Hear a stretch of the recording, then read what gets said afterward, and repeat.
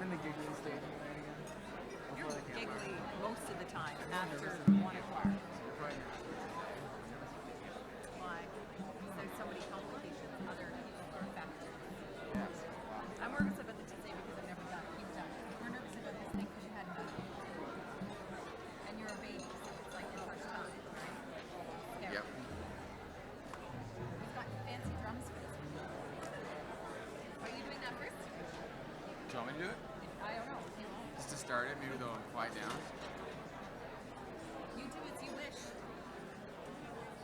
I hate being background music.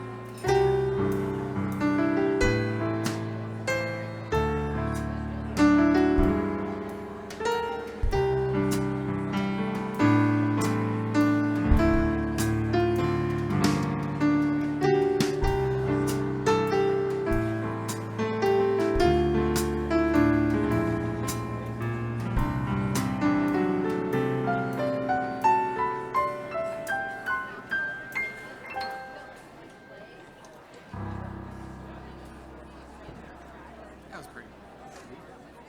Okay. River. Forgot him. Poof.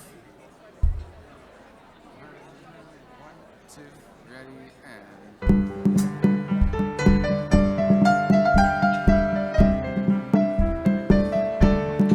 I've got peace like a river. I've got peace like a river. I've got peace like a river in my soul. I've got peace like a river. I've got peace like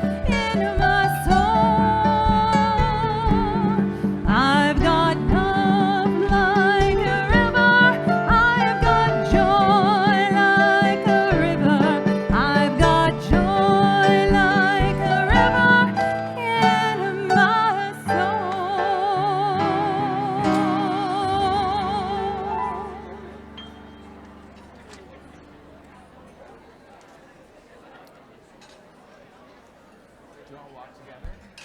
If you want, whatever you want to do. That was slow. Deeper, there's slow too. Okay. So this is voice. There's a high C at the end. We'll walk together. Let's do this. Yes. 1, 2, 3.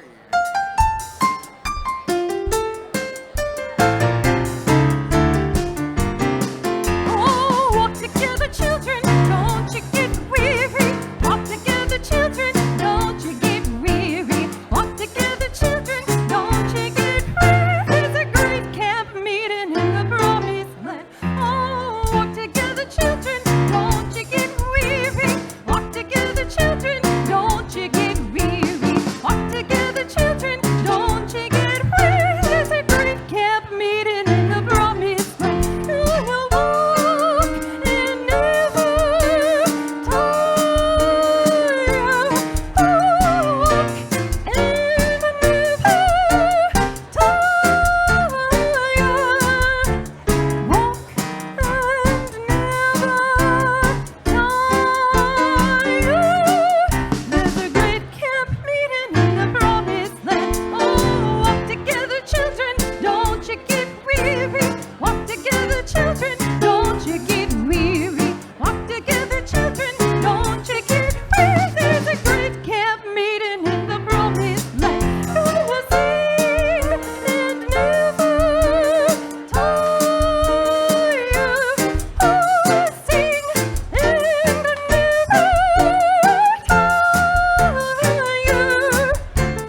Sing and never tire. There's a great camp meeting in the promised land. Oh, walk together, children, don't you get weary.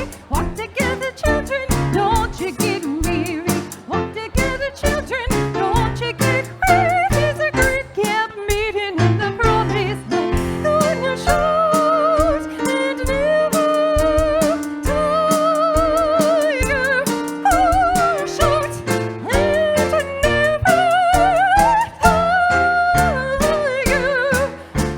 Shout and never tire. There's a great camp meeting in the promised land. Oh, walk together, children, don't you get weary. Sing together, children, don't you get weary. Sing together, children, don't you get weary. There's a great camp meeting, great camp meeting, great camp meeting in the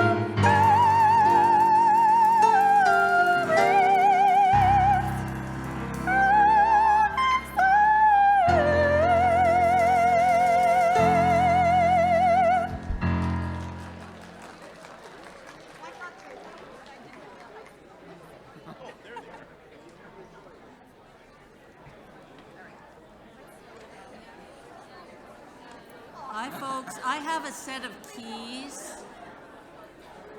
We think they're for a Buick. They look like this and were found in the parking lot. No, in the atrium. Sorry, they were found in the atrium. Is there a name on them? No.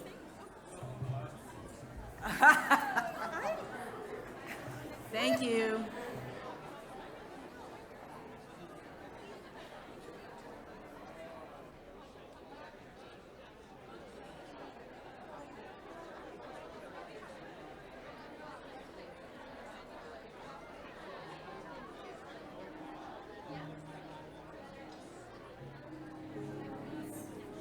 Hey, Chuck. Deep river, my home is over Jordan. Deep river, Lord, I want to cross over into campground.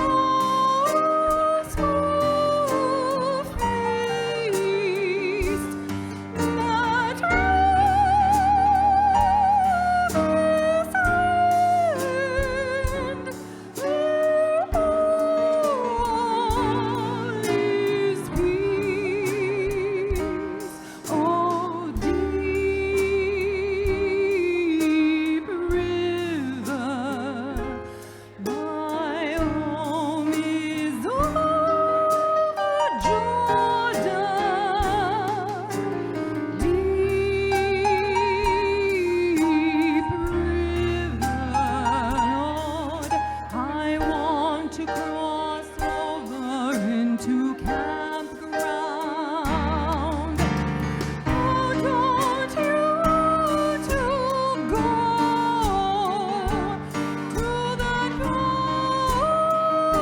peaceful feast that promised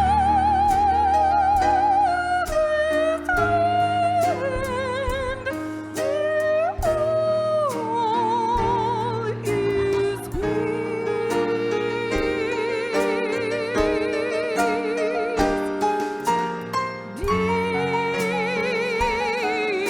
Deep river, my home is over Jordan. Deep river, Lord, I want to cross over into campground.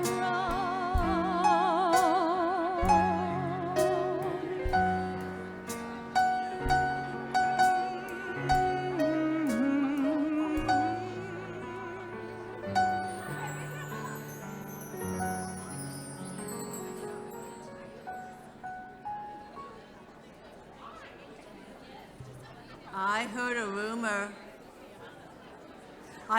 There's a birthday in the court. A birthday, boy.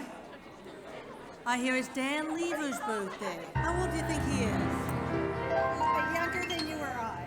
Happy birthday to you. Happy birthday to you. Happy birthday, dear Dan. Happy birthday to you.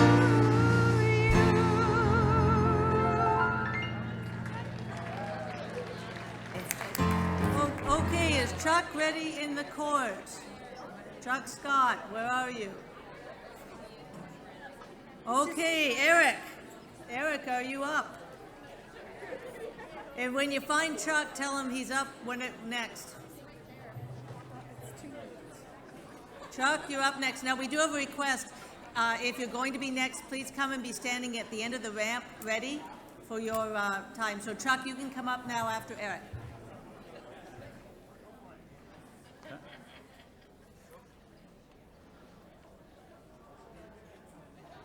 Good evening, folks. My name is Eric Skillings. I'm from Kent. I'm also the chair of the Rural Life and Small Membership Churches Committee in London Conference. So it's with great pleasure that I bring to you some thoughts from the London Conference Rural Life Committee. And Pat, if you're ready, I'd like to have the agricultural video, please. So Madam President and Madam Executive Secretary, London Conference delegates and guests, welcome. I am pleased to offer the Rural Life Reflection. It may be a little bit like preaching to the choir, as 70% of pastoral charges in London Conference are considered small town and rural. So the London Conference Rural Life is connected with the Canadian Rural Church Network, which is connected with the International Rural Church Association. And the 5th International Rural Church Conference was held in Malawi, Africa in 2014. Oh yeah, I'm supposed to turn this on, aren't I? On and, okay, I gotta point it back there? No, it's not on. Now it's on, okay. There we go, whoops, back up.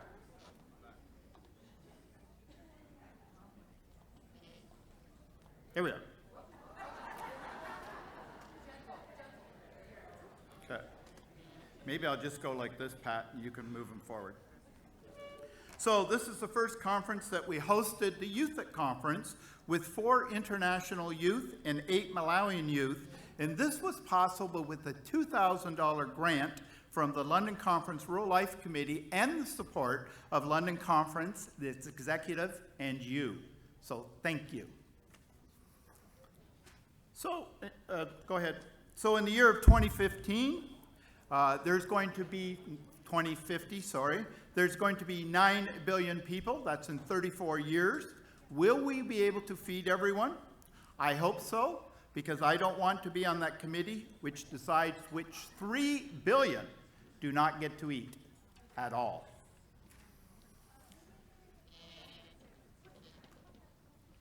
So we think back just 5 years and you purchased a $1,000 laptop.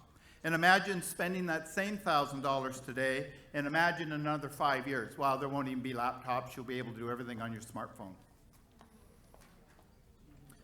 So if we use Reverend Dr. John Pentland's idea of curiosity, not only will the United Church of Canada change significantly, but our world will change notably, and so will all industry, including agriculture.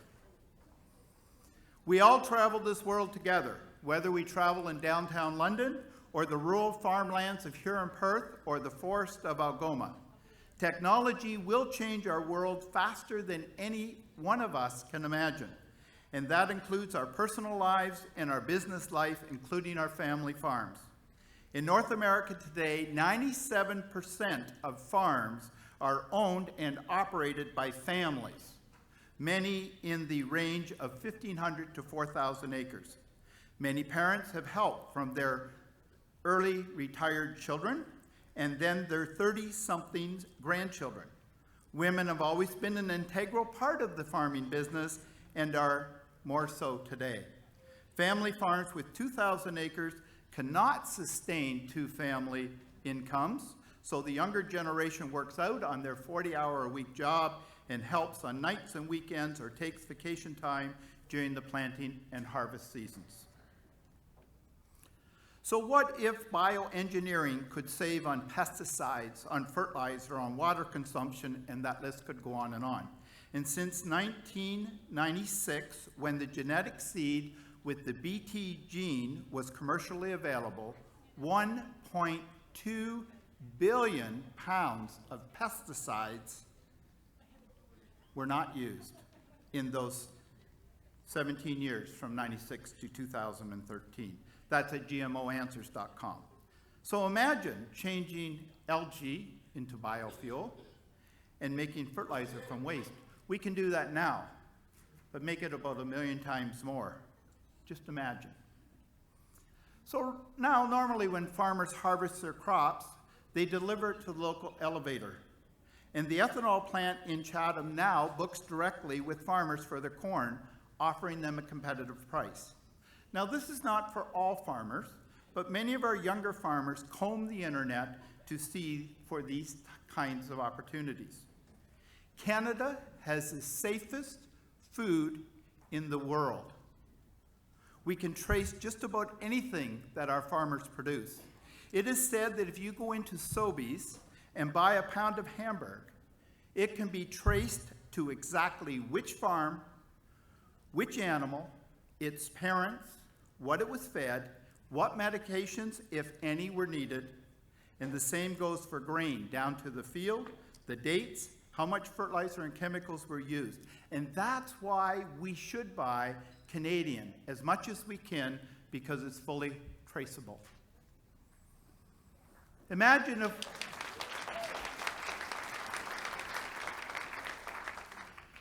if we could install a sensor in the field that could alert the farmer of a disease even before we can see the disease on a plant. And this opens up different opportunities to use less chemicals, different procedures, maybe even no chemicals at all. And a farmer who has a storage bin of 10,000 bushels of corn, if it was to spoil, he would lose it, and the banker would be knocking at his door. And in cases of theft, which happens quite a bit in the fact that remote farms and they have storage abilities there, there's a sensor that can notify you when the bin was being emptied. A sensor could help you better sleep at night, knowing that your crop is safe. Talk a lot about three-dimensional printing, but it has so many possibilities, including making a part in less than an hour. Just imagine. Global positioning satellite devices are used on the bigger farms. Imagine accuracy within an inch. Tractors and combines can auto-steer using GPS. allowing the farmer to monitor what's happening within that 36-foot header in front of her. Grain trucks can pull up beside her combine, auto-connect to the combine computer, and the combine tells the truck what speed, when to speed up, when to slow down, and when we're done. Imagine. Can we grow 50% more food with the same water that we're using today? And soil across the field has the capacity to hold water in different amounts. So with the field sensors, you could irrigate only that part of the fields that are dry. This is very important in southern Alberta, where they grow vegetable crops that are irrigated almost daily. And typically, farmers fertilize their fields using a broadcast spreader, putting the same fertilizer on the whole field at several $100s per acre. Imagine that the colors in, whoops, can you go, there we are, precision agriculture. Imagine the colors in this field are different levels of nutrients. So as you venture into that field, your GPS takes over and spreads the fertilizer where it's needed and in the correct amounts. The initial tests show a saving of 40 to 45% of fertilizer and also that amount in dollars.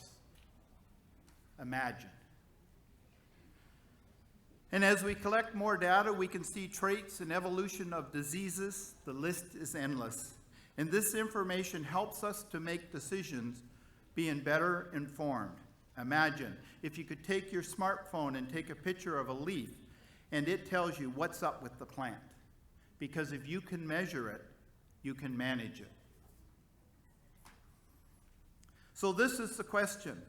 Who does the 45-year-old farmer call when their combine breaks down?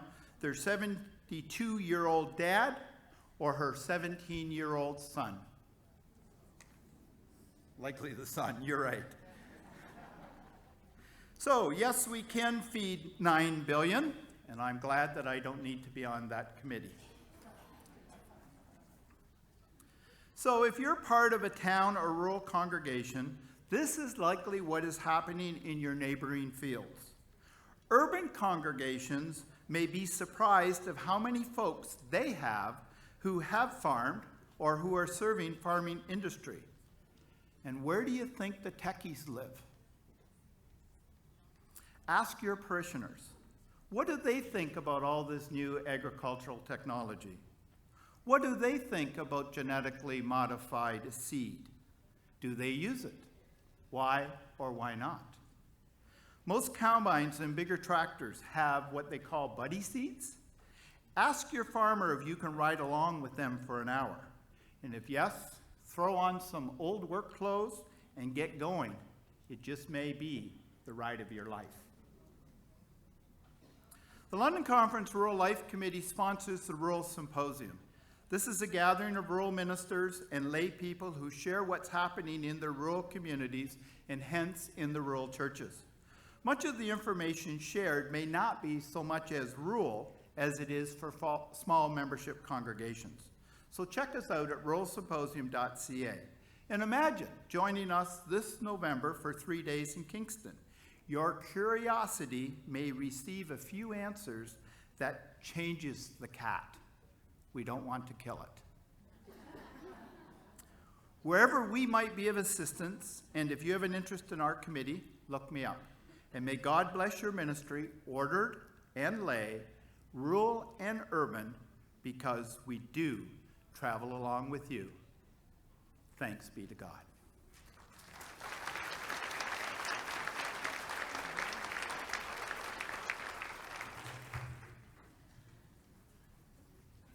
And now I'd like to throw on my M&S hat because the next presentation is about the Ridgetown Campus Chaplaincy Program, and it is supported by the Mission and Service Fund and by many of you folks.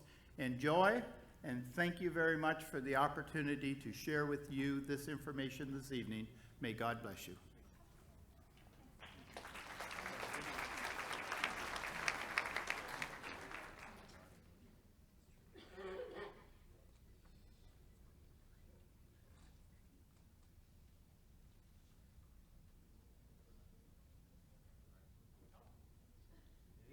a chaplaincy video?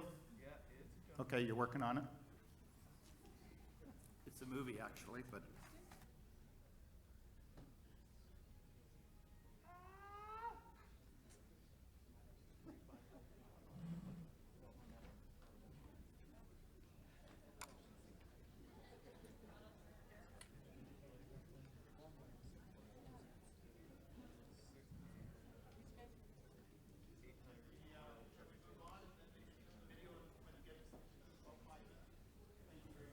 Okay, we'll come back to the video when they've got that ready to go. Chuck, you're up.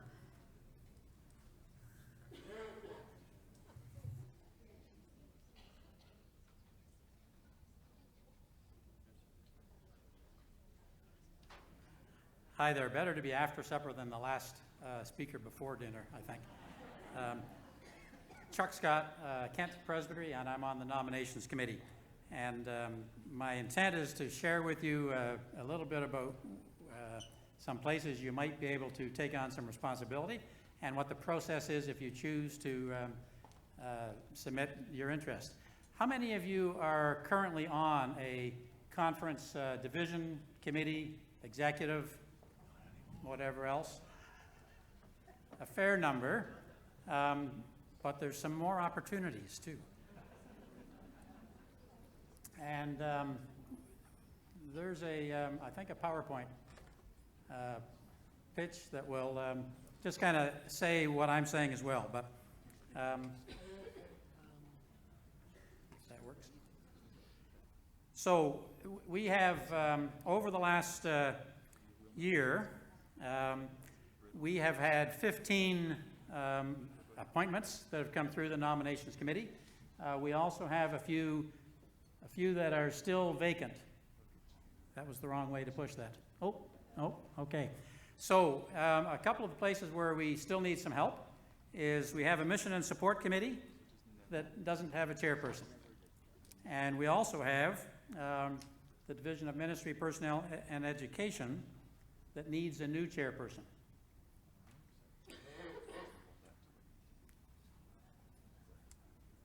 Yep.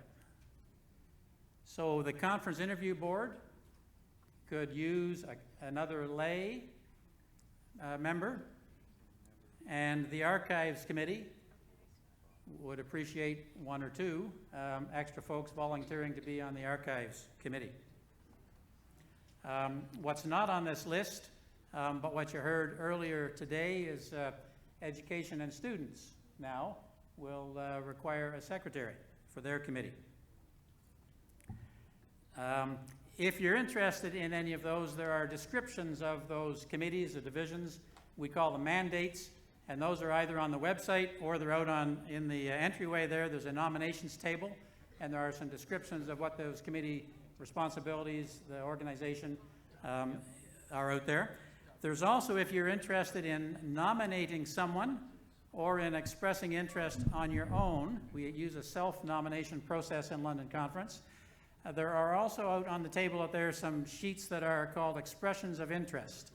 You can also, on the conference website, go to the expressions of interest page and submit the fact that you're interested online as well. If you do that, when the expression of interest for a particular vacancy gets to the nominations committee, they take a look through at it and discern who the most appropriate candidate may be and pass that recommendation on either to our annual meeting or to executive in between meetings. The only expectation, well, I guess the expectation is that you definitely have an interest, but we also expect that you would also discern your suitability for the position that you're expressing interest in with at least two other people. They may be friends in a congregation, or maybe a minister or another minister, or maybe folks that you may know who are already on one of those committees. But we'd expect that you might chat with someone, a couple folks, and say, does this really seem suitable to you, as it does to me, that I would put my name in for this position? Okay? And that's all for the nominations.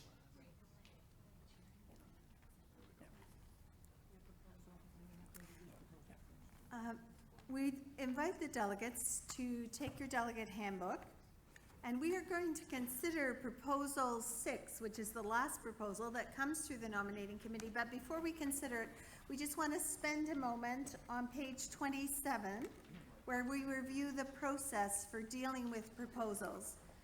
So a proposal is a way that we wonder out loud together and seek to build agreement before we confine ourselves by parliamentary procedure. When a proposal comes, the first question that President Cathy will ask is, Do you have any questions for clarification? so if you look at Proposal 6, do you have questions for clarification? And Proposal 6 is the next file.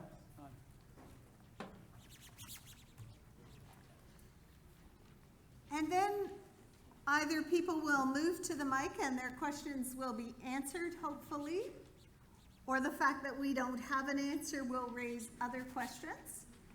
And then at that point, President Cathy will ask us whether we feel this proposal captures what we want to say or that it should be altered in some way.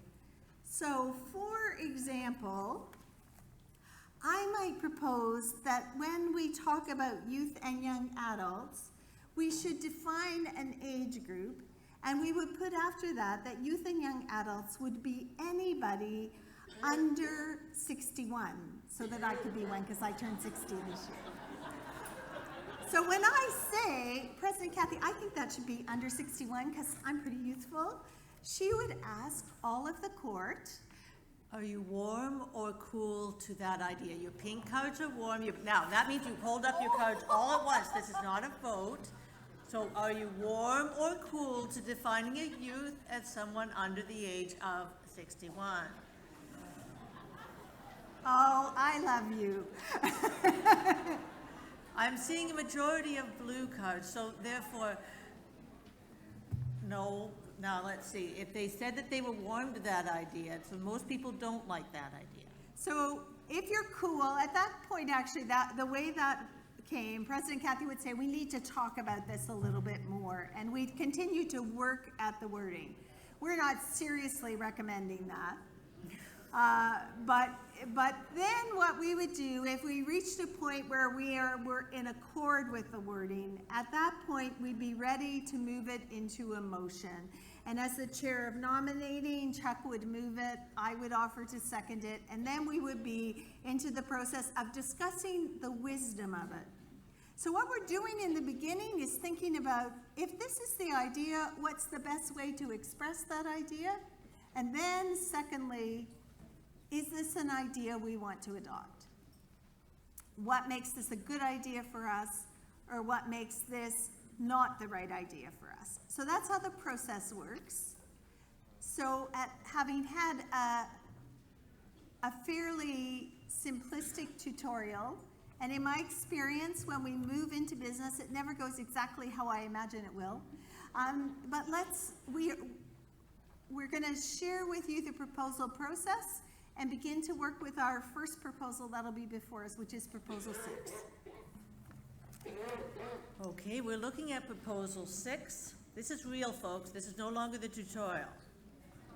I'm on page 34 of your delegate's handbook. It proposes that London Conference create a voting position on the executive for a term of 3 years to be filled by a youth or a young adult through the usual nominating process. So are there any questions for clarification?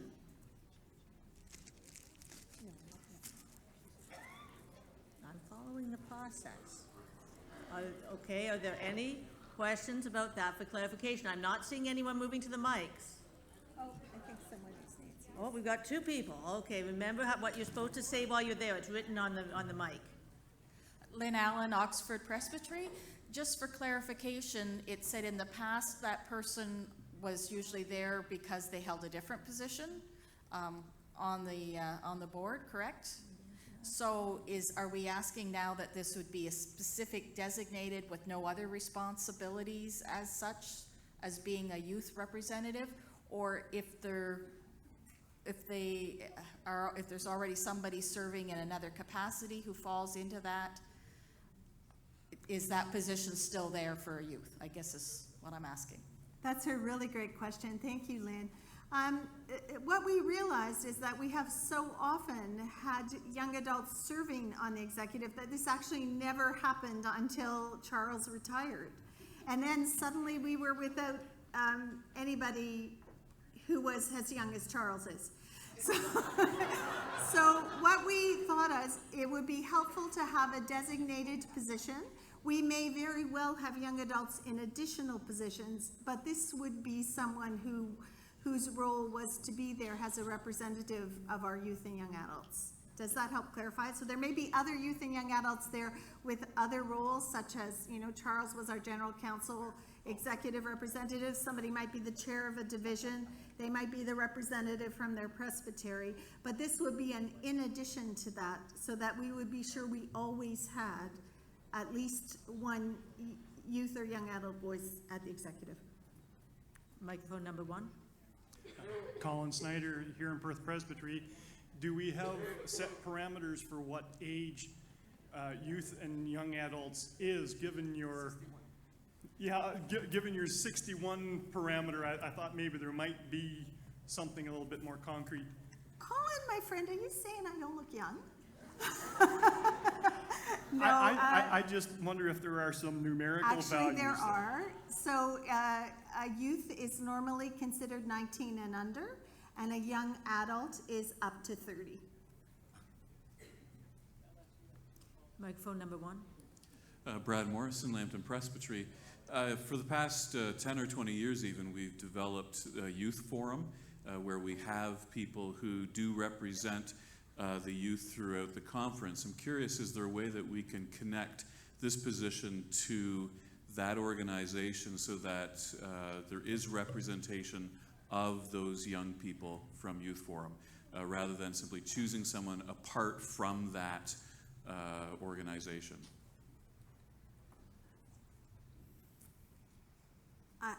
I think we would, I'm going to speak for nominating, if I may, Chuck. I think there'd be an openness to that, Brad. The dilemma is that the reason we had to open it up is the executive meets on a weekday, and especially because of some of its responsibilities in effective leadership, it really needs the benefit of a full day meeting, and that makes it difficult for a youth forum member who would likely still be in secondary school to participate, but I think there's real openness to that. And I wouldn't say they would have to be a Youth Forum member, but for this position to be ex officio to the planning committee for Youth Forum or something like that. So there's a formal line of communication between the two bodies. So if I was President Kathy, If you were, okay. What would you have me doing? I would say that's a great idea, Brad. Will you bring that back when we're looking at wording? Yes. Okay, are there any other questions for clarification? Microphone number 2. Doreen Canavan, Essex Presbytery. The question I now have is the follow-up to that one, is that YATS are not part of Youth Forum. So are we reducing it only to Youth Forum? And are we leaving out YATS if we were to follow that previous suggestion? Just for clarification, what might happen? I think that you do have a point there, and that's something that would, if they come up with changing the wording later, then that's something we would look at, but I think you have a point there. Hi, Betsy.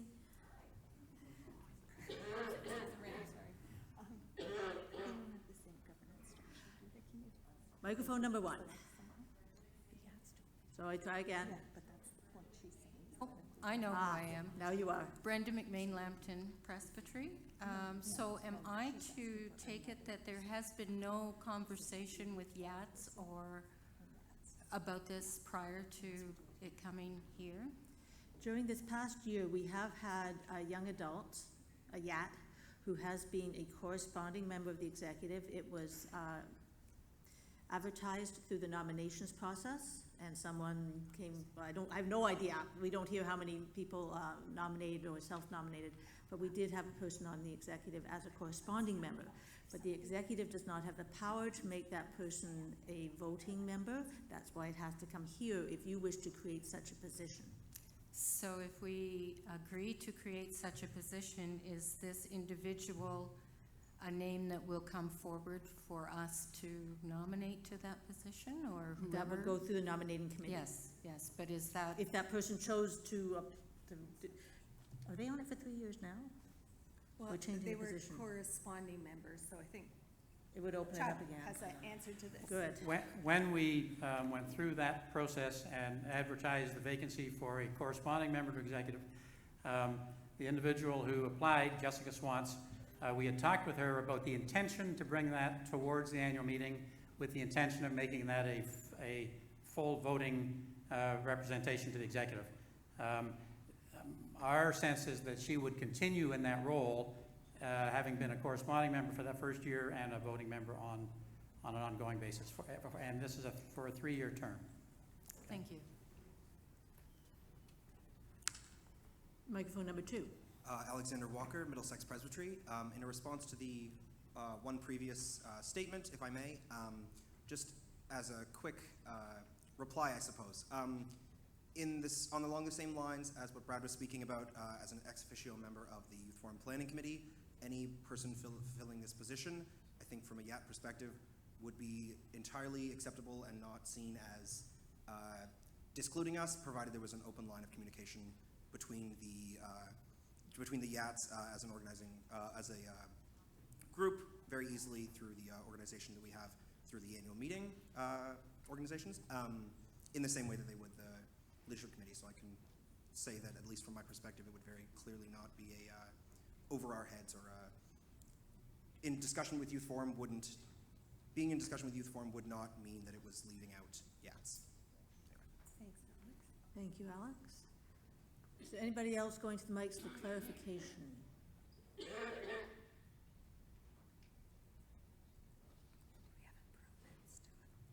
Are there any improvements? This isn't the, Where did Brad go? I don't know. Brad, are you trying to improve something here?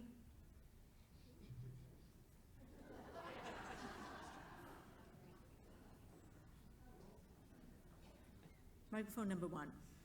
Matthew Lampton. I would like to put forward the suggestion that my colleague Brad made earlier and make the connection between the London Youth Forum and this position.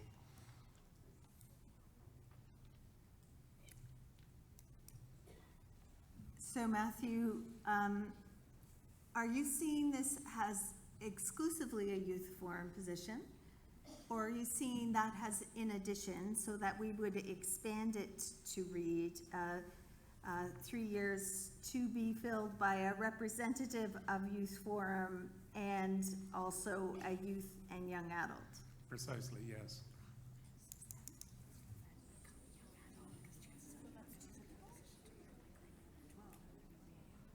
I just think we may be trying to do too much with the position.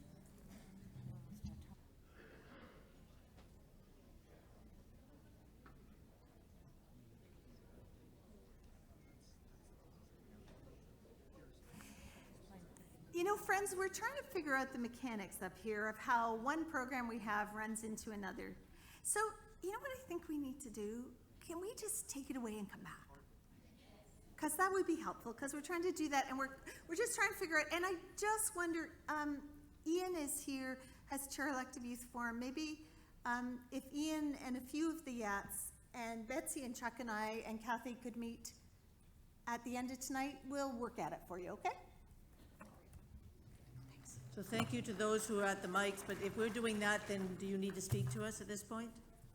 I see one moving away. You still wish to can I let her do that? Sure, microphone number 1. Brenda McMain, Lambton Presbytery.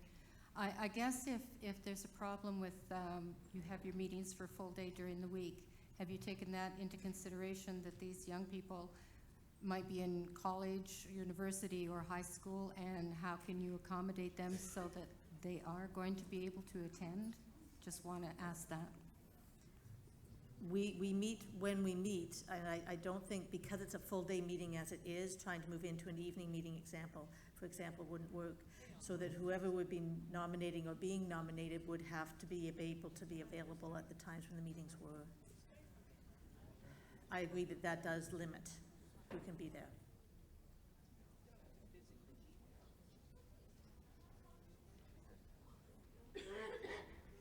Tanya, you're supposed to be waiting at the bottom of the ramp. Tanya's up next, but she's here. How much time do I have? 5 minutes, that's what you asked. 5 minutes. 5 minutes. Yeah.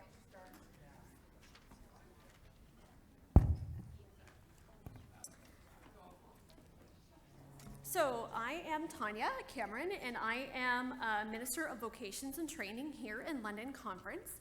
And I'm going to talk to you a little bit, really quickly, about the 3 streams of ministry that we have here in London Conference. And I'm going to be talking in 3 separate stages. So involved in vocations are several communities and groups in London Conference. So we have the education and students committees at both conference and presbytery levels. You have conference internship committee. You have conference interview board. You have discernment committees, you have supervised ministry education sites, you have educational supervisors in theological schools.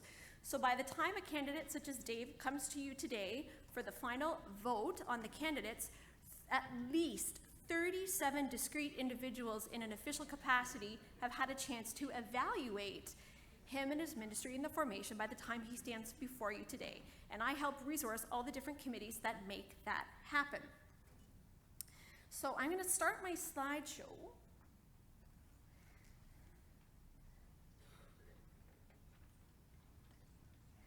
So a little bit of background in London Conference.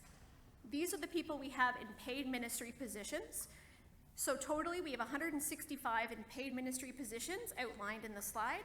We also have 21 order of ministry retained on the roll. We have 134 lay and ordered retired, not currently serving. So those are just some interesting statistics, and they're pulled from these books that you guys might get in your pastoral charge every year. Every year, the General Council Office keeps stats on who is where and doing what it is where they are. So coast to coast, this is an interesting statistic. Coast to coast, the average number of retired ordained ministers is 51% of all ordered ministers. So we have more people retired not serving than we do have currently working. And it exceeded 50% for the first time in 2013, and the trend continues. And the diaconal ministries are experiencing the same trend, where there's more retired than currently serving and paid accountable. And the number of, this is one of the interesting statistics too, that the number of DLMs serving in pastoral charges has dropped from 5 consecutive years, from 273 serving in 2009 to 193 serving in 2014. And for the first time in a decade, the number of retired supply appointments has dropped. It has increased steadily from 118 in 2005 to 192 in 2013, but it's since dropped back down to 173 coast to coast. So that's kind of interesting as well.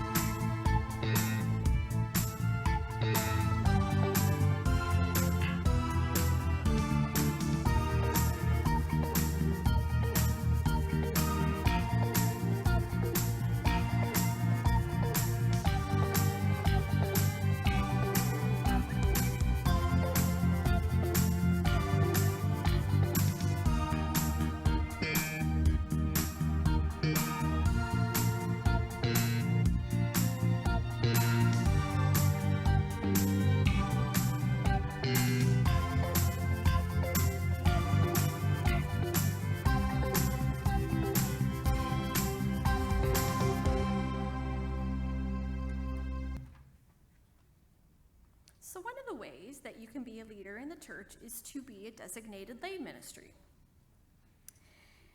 And designated lay ministry is offered at St. Andrew's College. And I'm going to let you read the slide because it's no fun if I just read what's already there.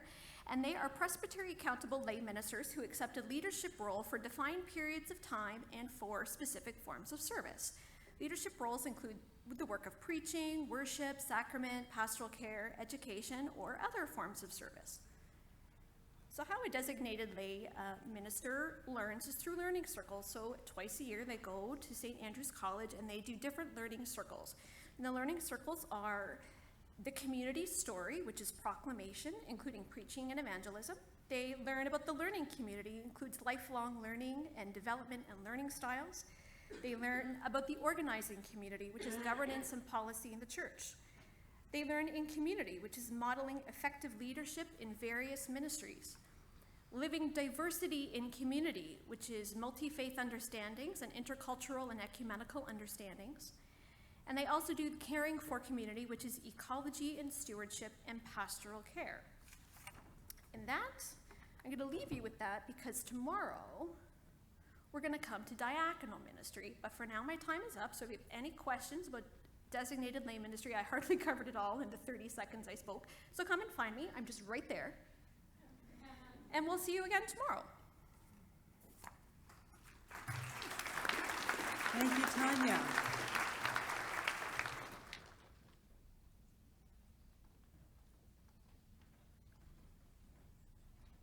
Okay, we'll move on to the financial report.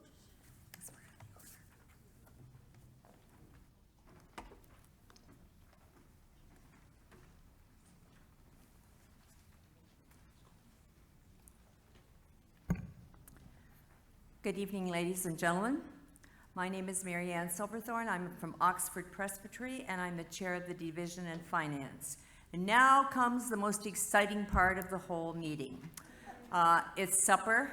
You've just had supper, and you are either a real excited about finances, or this is the time for you to have a nap. So you will be able to determine which category you fit into. This report is in the report book on page 28, and the two people behind me, one might need some introduction, the other one certainly does not, but I will introduce them to you.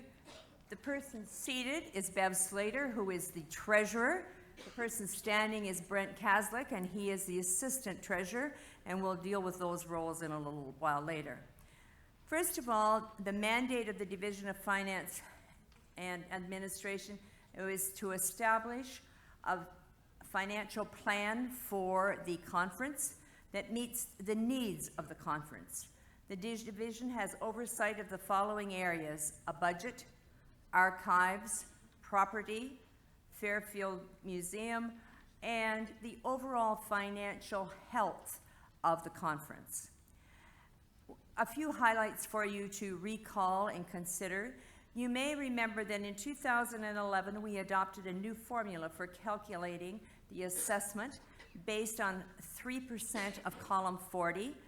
In 2015, that was, for your information, 2013, the percentage was 2.2. In 2014, it was 2.2%. And in 2015, it's 2.4. And you might want to refer to those numbers again tomorrow, because they will mean more to you when we get to the actual 2017 budget. For the last few years, our investments have been handled by Ross Mitten, who is an Essex Presbytery person. I don't think I've seen Ross here. He and Tanya have together shared the responsibility for the investments, and we thank Ross for his commitment to that and his years of service on the division, but he has left the committee and will not be returning, and he said it had nothing to do with the committee or the work because he loved it, but it was just due to his own personal circumstances. And on behalf of the conference, I'm sure that you would want me to extend to Bev our sincere appreciation. She is the eyes and the knowledge that we need to function effectively. She carries this out with great finesse, and she also has in her head all of these historical facts of this motion that was passed probably 10 years ago that most people have forgotten about, but we need to remember it. So, Bev, on behalf of the conference, thank you.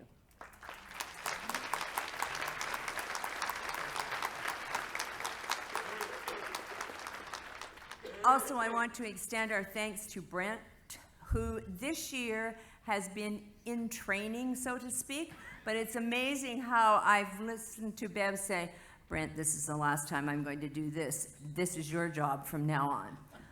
Brent, at the next meeting I want you to do. And so you can hear the work going on and the transition taking place. So Brent, for your contributions, thank you. I didn't think Bev would ever be proud. We also need to thank somebody who is not even visible, but I'm sure in a back room, and her name is Krista Ford. She is our bookkeeper who does all the financial work for us. And also to Tanya used to do that job. She still does a little bit. So Tanya, thank you sincerely. And Cheryl Ann, we thank you for your assistance with the committee, and your expertise is always greatly appreciated. So thank you.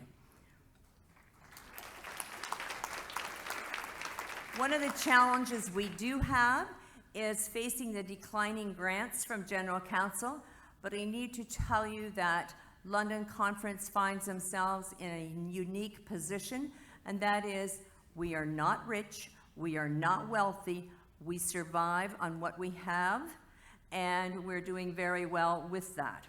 So that is just a piece of information for you to know. And now I'll turn the meeting over to Brent and Bev, who will present the statements for your information. And then I will return. Where's the clicker? It is here. Right here. Now I have to remember, oh, Bev Slater, Oxford Presbytery. I have to remember everything she said so I don't say things that are opposite to what Marianne said. By the way, we thank Marianne very much for chairing this division. She certainly keeps us all under control, you can see. All right, I have communicated that I want, oh, I should tell you, the pages that I'm going to look at this evening are page in the Delegates Handbook, page 12, 13, 14, that's it.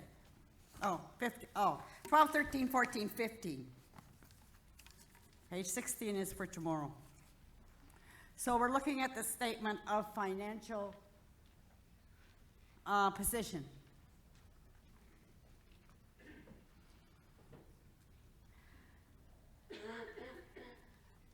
And I should say that it comes from the audited report.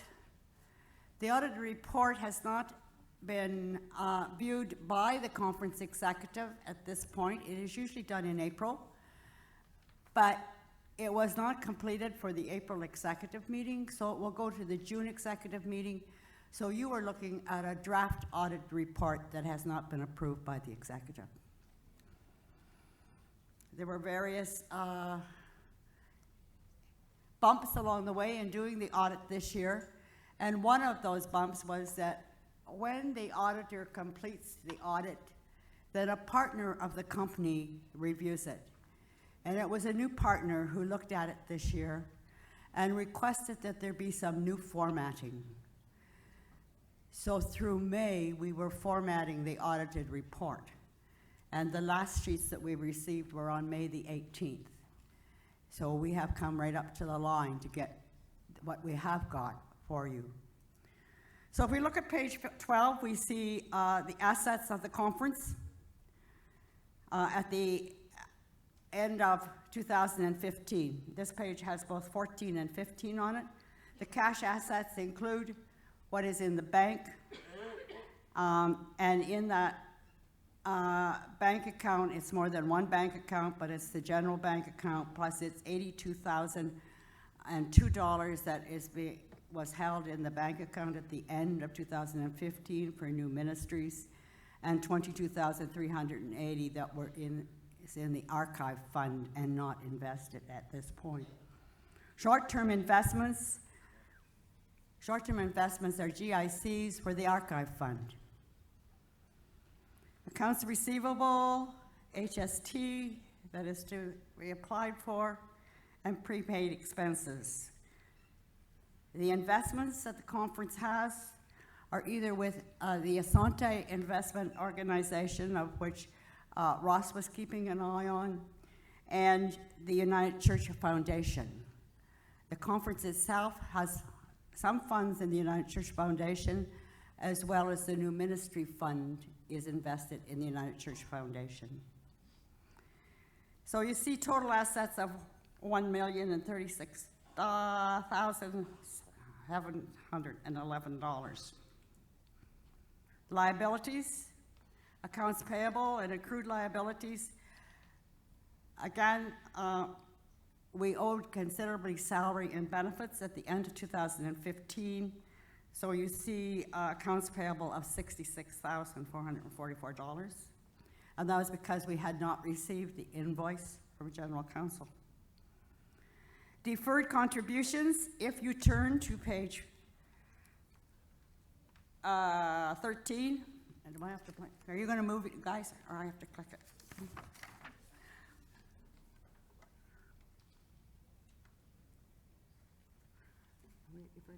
I can't see, yes, we are.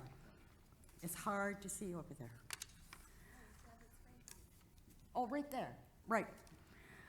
Deferred liabilities, referred to here is deferred contributions. These are funds that we hold in the conference and do the bookkeeping for. Some of them are our funds, as the archive fund is. Some of them are others, like the Fairfield Museum, that we do the bookkeeping for. So if you see on page 13 and you see what is up, you see that at the end of the year, the London Conference Archive Fund had $189,934. Fairfield Museum, if you're curious about it, you'll see what it came in during the year and what was spent at Fairfield, and it had a surplus of $22,441. The next one was a hearing, formal hearing that was in process that we had funds from General Counsel, and those funds were mainly dispersed for that hearing. Shows $104 left in it. Mission and service projects, revenue generation.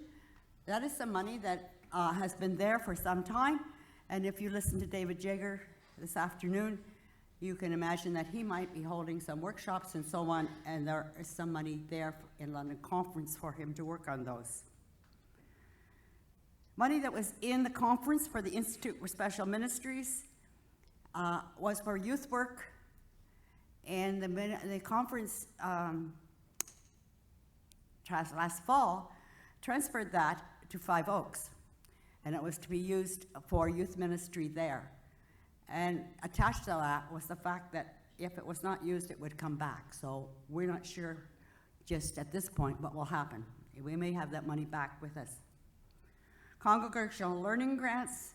There's lots of money for learning grants. The Right Relations Fund, and you heard Carolyn Wilson-Wynn talk about that today. That fund was used up in sending people to the Truth and Reconciliation Commission. Malahide Youth Fund, again, is for youth work. And the new ministries money, as I mentioned, it was $82,000 was left in at the end of 2015 that had not been transferred to the United Church Foundation.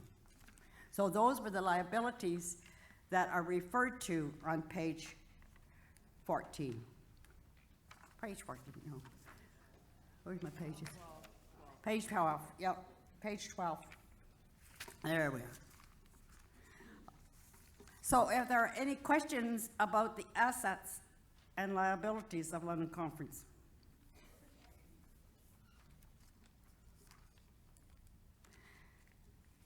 Then let us move. Either there's no questions or they've all gone to sleep. Yeah, they've all gone to sleep. Let us move then to page 14.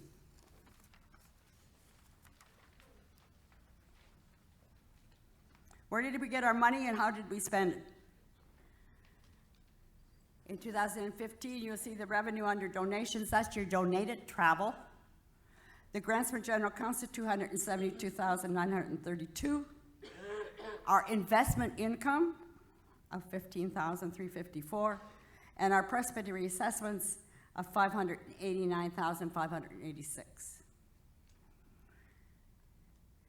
Operating revenue earned on deferred contributions, that was the money that came in on what we just looked at in that schedule of deferred contributions, the deferred liabilities, the money that came in, and then you will see down 3 more lines, the money that was expended in them.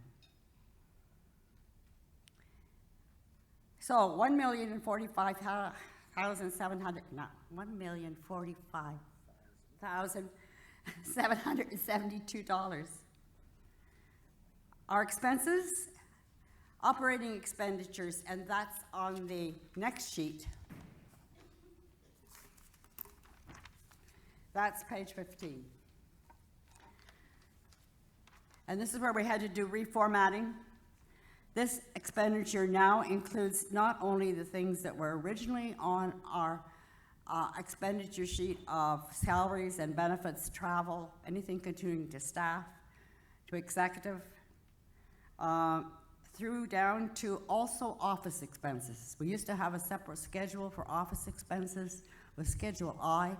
It has now been brought into the general expenditures. And that's that $657,077.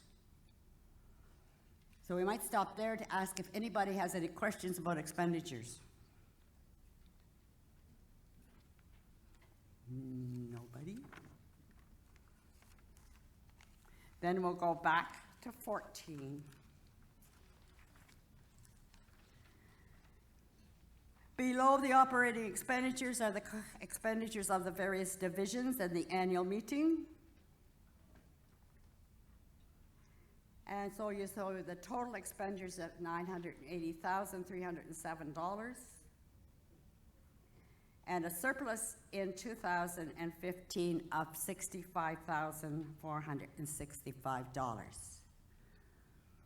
If you've looked at the next sheet, which we'll look at tomorrow, or you may remember that the surplus for 2015 was to be $100,000, and that was because we were reestablishing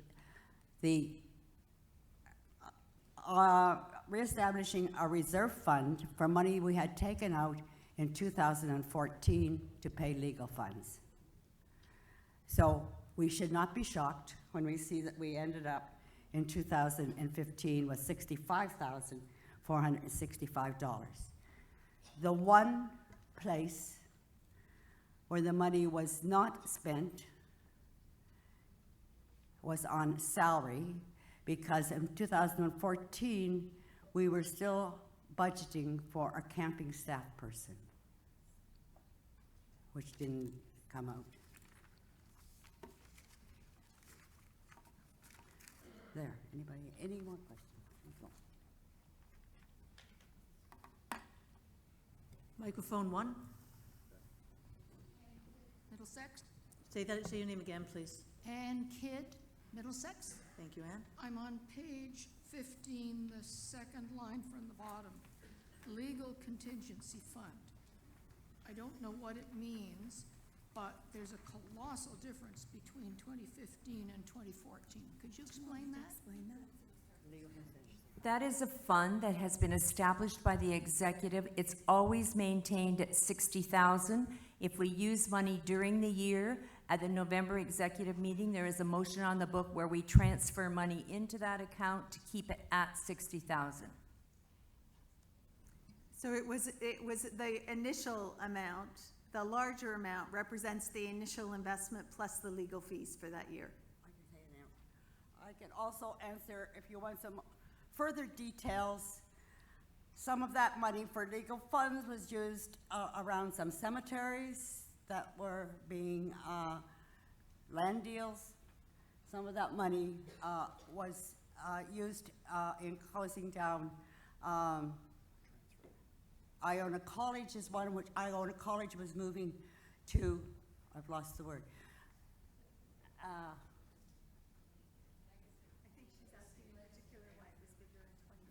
Oh, in 2014, you want to know why it's bigger in 2014?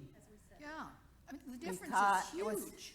It was huge in 2014 because this annual meeting in 2014 made a motion to pay legal funds for the former executive secretary. Aha. Got it. It's interesting that somebody noticed that. Microphone number 2. Nancy Andrews, Lambton Presbytery. I just wanted to hear something about the cost of the annual meeting. And does that include the money that we pay, or, you know, is that in excess of the money we pay, or, you know, it seems a lot of money anyway. And It's interesting that you should ask that because we have had some discussion at my table about that because of having people who have come from other conferences. The London Conference has looked at the annual meeting a number of times and has always chosen to have an annual meeting and feels that the $40,000 above and beyond what you pay is worth the money to have this gathering. So it's, yes, it's above and beyond what you pay. Are there any further questions?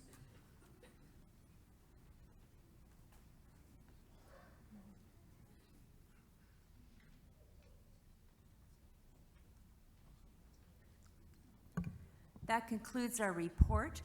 We are not having a motion to receive the report because, as Bev explained to you, this is not, the conference executive has not seen the audited report yet, and so they will approve that in June. That concludes our report at this time. However, there is one other piece Excuse of... me, you just said you wanted to receive the report. Is that a motion to receive it? She said, we're not having. Okay, we're not going to do that.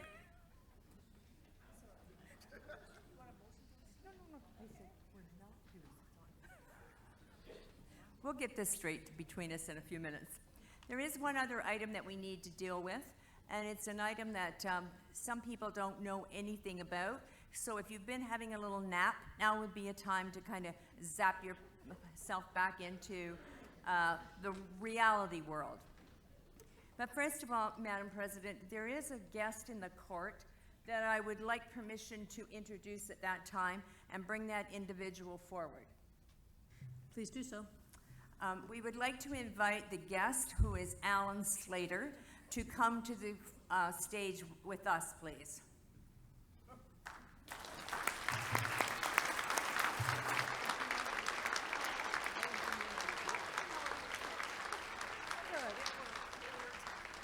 We're laughing because she didn't know he was in the court, so it worked.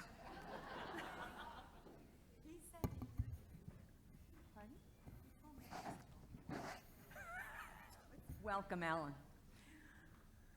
And for those of you who don't know, Alan is Bev's life partner for over 50 years.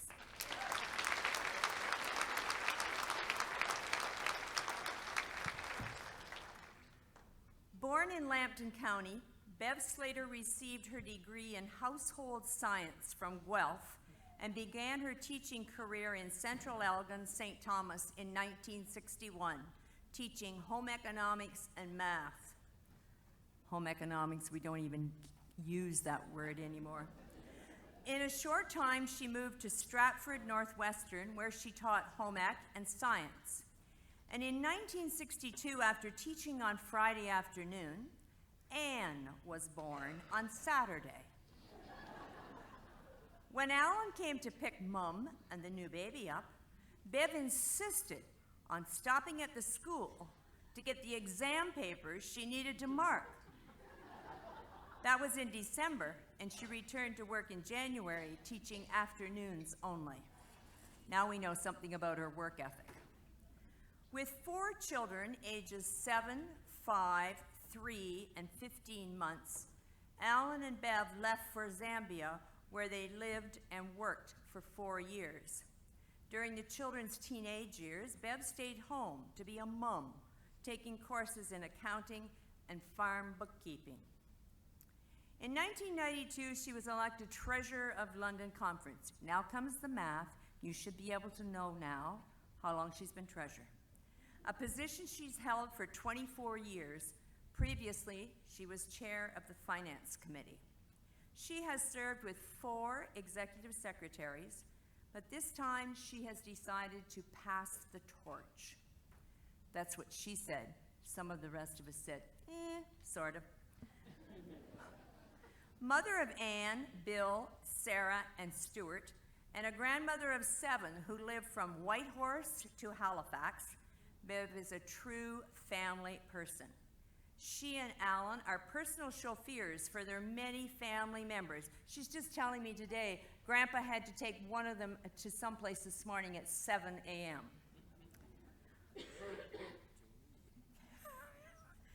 Just listen to her stories about her family, but in particular the grandchildren, and watch her beam. What a proud mother and grandmother. Bev will never retire as she teaches an exercise class for the real seniors, she calls them. Markets meat for her son and keeps the farm books in order for her son. That is in addition to completing income taxes for others. Bev has now decided to hand over the reins of the treasurer's position to Brent, who has been the assistant treasurer. And so we were ready to go along with this. And then as I'm driving home as she's thinking this, I thought, well, that means she's not on the executive. And my goodness, we have to have her there to answer all those difficult questions until we all get our ducks in a row. And in addition to that, she has more knowledge up here than probably a high percentage of us together. And so as I called Cheryl Ann to talk about this, I said, I think we need to swap the positions and make her the assistant treasurer for the next year. So that brings her to the division meetings and the executive meetings. And Cheryl Ann said, well, that's an interesting thing. I was thinking about that too. We need to do that. And so that's we're just doing a role reversal here.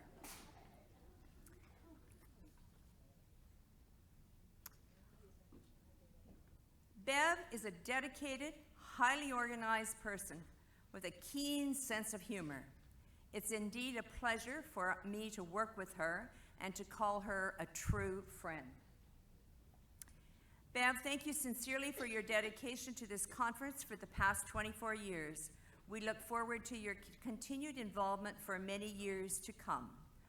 Now, when I finish, Cheryl Ann has a few things to say, and then there are some other little things. So members of conference, please join me in saying a huge thank you to Bev for her 24 years of service.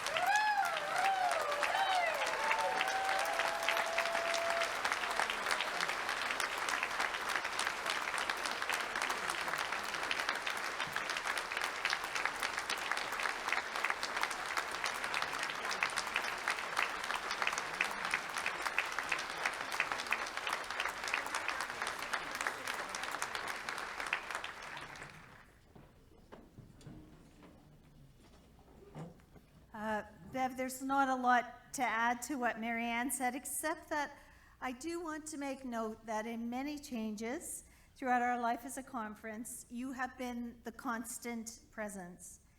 And we are a conference that has a conviction to seeing ministry happen. And Bev has helped us to connect our finances with ministry. And she's also helped us to realize that we believe ministry best happens locally and denominationally. So we do not carry an abundance of resources at the conference, but we carry adequate resources. And the great gift that Bev brings to every discussion is that she has the ability to prod us when we need to be encouraged to be generous, and to remind us when we need to preserve resources. And that's a wonderful gift in a treasurer, to be able to hold those two together. And we certainly have been blessed by having you. So we have a certificate for you that says a little thank you. And then we have a little bit more than just the certificate.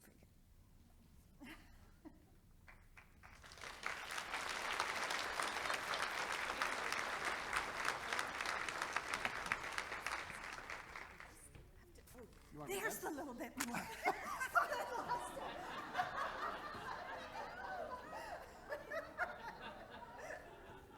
Everybody seems to have speeches and written out, but I don't have any special speech. I just wanted to do something kind of unique and a little bit entertaining.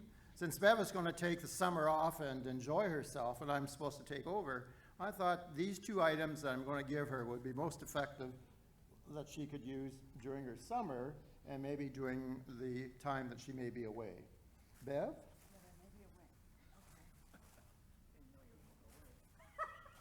Alan didn't know I was doing it. You have to put it on.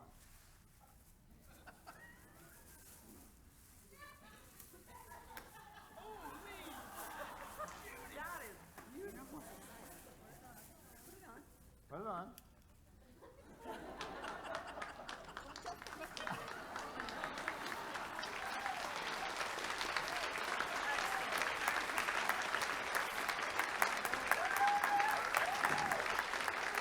And this is the little something she was talking about, so have fun. Thank you. Have fun. Some coffee.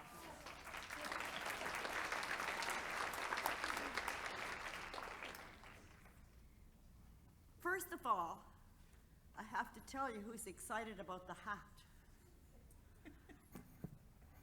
Because the people at the senior center in St. Mary's are always wondering which hat Alan is going to wear the next time. So if it disappears out of my closet, then I know where it's gone. Thank you very. Thank you, Marianne, for all the kind words. Thank you, the rest of you. And thank you to the whole conference. Here, let's see if it talks. Oh, let's stay up at the top? No. Yeah, it's better this way.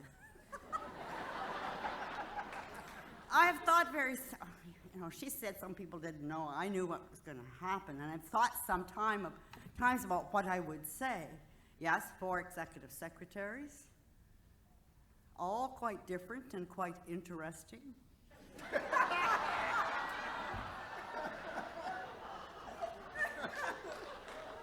I ended up with this job when Peter Scott became executive secretary and was living at my house. What?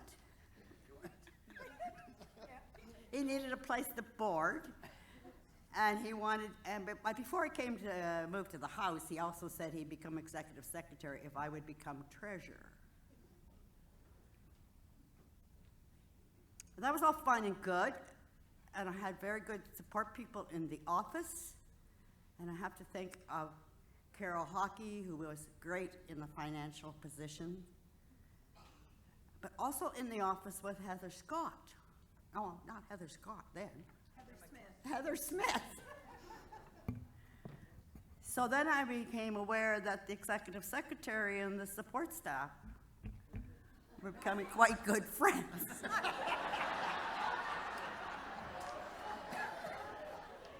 So I have to say I've gone through some very interesting times. But I also have to, just thought tonight that how did we end up this way? Back in 1969, Alan and I decided we wanted to go overseas. Well, no, I should say 1967, we traveled around the world. And at that point, I left 3 children at home. The youngest was 6 weeks old, and I left her with the neighbor. Now we would call the CAS. And she was 12 weeks old when I came back. And in that trip around the world, we stopped in India and decided we wanted to do something overseas. So we came back and we applied to CIDA, Canadian International Development Agency. And they wrote back and asked which one had a PhD. Since we didn't, somebody said apply CUSO. We applied to CUSO, and by that time we had 3 too many children. And somebody said the church, and we said the church won't want us. That was 1970. So yes, we've been involved in United Church and much involved in United Church ever since then. And before Division of Finance, there was the Division of World Outreach and so on in London Conference. So yes, I've been around a long time, and I thank the London Conference for all that they have done for me and for us. And it's been a good road. Thank you. I need to open it. We need to open it. I need to open it.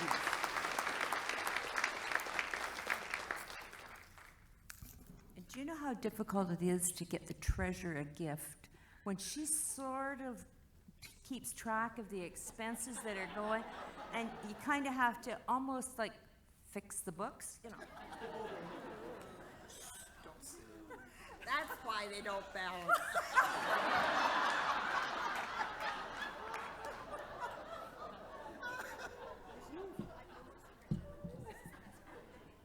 I think they've given me an extensive amount here, maybe $1,000 a year. No, $100 a year. $2,500. very much. No, it's not 25,000, it's 2,500. Is that why you wanted me to open it? Thank you very much. Don't forget your sunglasses. Don't forget my sunglasses. You're gonna need those. I just want to say, Alan, if you really need this hat, if you need a different type of hat, the flowers do come out. Oh, he would like the You flowers. leave 'em in. Leave him in, yeah. Thank you so much. Thank you for being here. Thank you. Thanks for this. We appreciate it, dear. Good. Okay, it's all yours.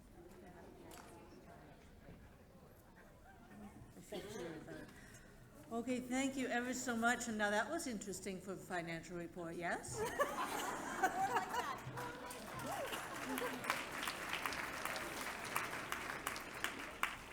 Okay, I'm going to call on our General Council executive members, the Doug Wright and Wendy Brown.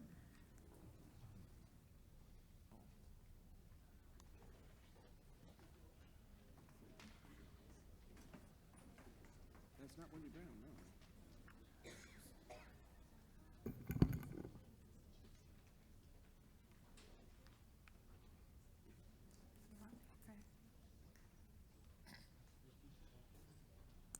For those of you that know Wendy Brown, this is not her.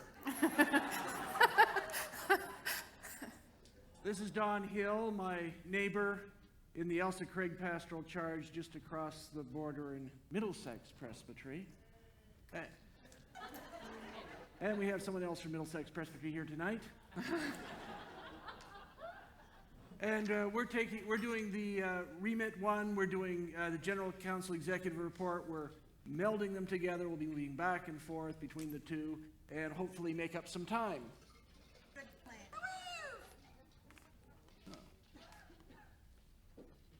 Moses has been up that mountain a long time, Miriam. I know, Aaron. The people are getting restless. You think so? How is everybody? Restless! See? What did I tell you? Where's your brother, Moses, Aaron? Let's not forget, he's Miriam's brother too. Well, he's been gone a very long time, and he's deserted us. He led us out into this wilderness to kill us by starvation and thirst. That's not fair. Moses was God's instrument to lead you out of slavery. Name one instance when Moses let you down. Well, he led us out of Egypt, but Pharaoh's army pursued us until we were trapped with our backs against the swampy Reed Sea. Certain death either way. Well, admittedly, that was scary. But then God opened a path through the Reed Sea and drowned Pharaoh's army. So it's all good, unless you're an Egyptian soldier. Well, but then we were in the wilderness, and the only water we had was absolutely undrinkable. I said name one instance. But then God led Moses to good water. But then there was no food. What don't you understand about one instance? God brought in a huge flock of quails, enough to feed everyone. Which ran out. One instance. I asked for one instance. And God responded by giving us manna. We're all Hebrews, so we know manna translates as, what is this stuff? Well, Well, basically, the sweet secretions of the plant lice that feed on the tamarask trees. You're not helping. Moses disappeared up that mountain supposedly to talk to God days ago. Something's happened. He's either run off or he's had an accident. We want to go back to Egypt, to the good old days, and when we sat by the flesh pots and ate our fill. But we were slaves! Well, at least it was steady work and you knew what was expected of you. We were slaves making bricks without straw. Bad, terrible, shoddy bricks. There were benefits. Benefits? We were whipped if we didn't make bad, terrible, crumbly bricks fast enough. Well, now we're in this wilderness. We're scared of the future, and we want to go back. They'll enslave us or kill us. Well, then at least give us the old familiar, safe gods of Egypt. You knew where you stood with them. What are we going to do? Well, give them the old gods of Egypt. Everybody give me your gold! Our gold? I don't know about that. Do you want your old gods or not? Gods don't come cheap. We'll take your gold, mold an image of a god, and have a festival with burnt offerings and sacrifices, just like the good old days. Show me the gold!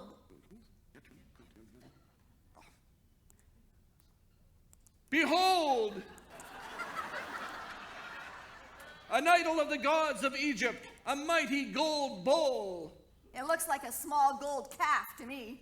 But gold is the operative word. Grrr! What was that? It's a bull noise. Grrr! A bull noise is more of a moo. And it's not a bull, it's a calf. It's what you asked for. Now, who's up for some burnt offering and sacrifice? Party time! Miriam, Aaron, children of Israel, I'm back. Where have you been? We've been worried sick. I have been making a covenant with God. See? Commandments. Commandments? What are they? Well, number 1, you shall have no other gods than the Lord God of Israel. We may have a small problem with that. And number 2, no idols. This is really not starting well, is it? Then no wrongful use of God's name. Then remember the Sabbath day to keep it holy. Oh, I like that one. Honor your mother and father. That's a nice one. And then you shall not murder, not commit adultery, not steal, not bear false witness, nor covet. So that's 10 altogether. That's not bad. Well, there are a few more that flesh out that basic framework. Say 613 altogether.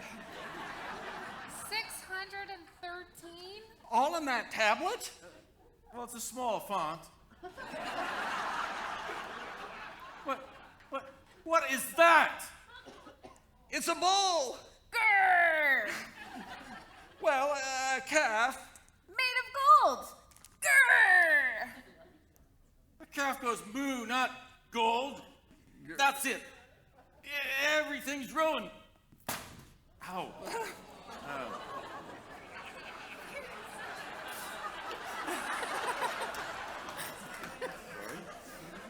No covenant with God who freed you from slavery to make you a great nation. Wait! Nothing's finalized. Now we've got a choice. Do we move forward with this covenant from God, or do we go back to the old familiar gods of Egypt? We could let the people decide. Let the people decide? That's craziness. How are the people going to decide? We'll hold remits. Oh! With study resources! And how is that going to work? In a remit, you present a proposed course of action, and the people vote on it. Vote. Now that's just getting crazier and crazier. No, you see, this way, the people have ownership in the final decision. So, we have this vote, and everyone agrees. Not necessarily. A remit can be passed or defeated. It's up to the people. How would this work? Each tribe gets one vote. So each tribe would decide among itself whether it was in favor of the remit or not. A majority of the tribes would have to be in favor. So if a tribe did not vote at all, that would be considered a no. So at least 7 of the 12 tribes would have to be in favor for a remit to pass. And since these would be Category 3 remits, each clan within each tribe would get 1 vote. And again, a majority of the clans would have to be in favor. So not to submit a vote would be counted as opposed to the remit. So what would the remits be? Remit 1. We go forward with God, who freed us from slavery and offers us a covenant based on the 10 commandments. 613. 613 commandments outlining a good, just, righteous way to live. Remit 2. We go back to the old Egyptian gods and way of life as slaves making bad, terrible, shoddy bricks. And having the Egyptians kill our children. Yeah, that too. Well, how should we vote? This covenant with God looks fine, but it will lead us down a path we've never been before, and that's frightening. At least the slaves will know what we're getting. Except we've been there before, and that's frightening. It's gonna be a close vote. All right then. Remit number 1. All those in favor? All opposed? One on the back. Yeah. Abstentions, which count as being opposed. Remit 2. All those in favor? Oh. Opposed? Abstentions? Remit number 1 passes. Remit number 2 is defeated. God and the 10 Commandments it is. 613. But the tablet with the commandments has been smashed. Well, our God is merciful and gracious and slow to anger and abounding in, well, I hope, and abounding in steadfast love. I'll go back up to the mountain and I'll get a replacement copy. Well, we still don't know where we're going or where we'll end up, but at least we have a blueprint for going forward. And we're going forward in faith, knowing that we are not alone. God is with us. Thanks be to God.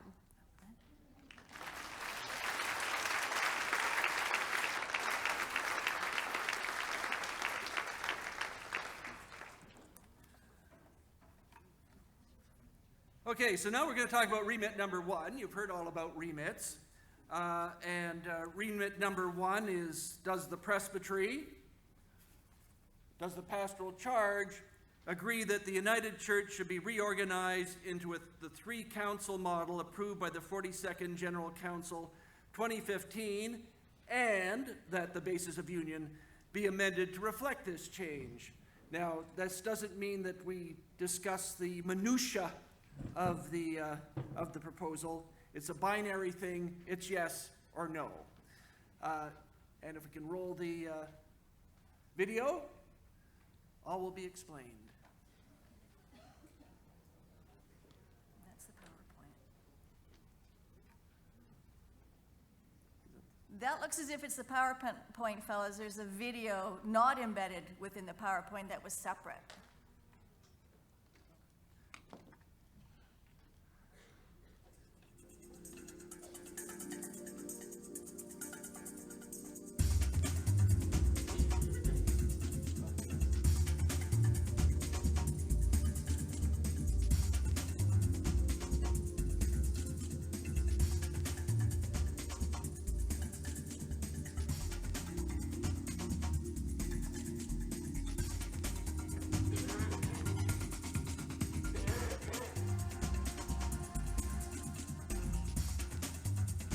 The current structure of the United Church of Canada comes from its founding denominations.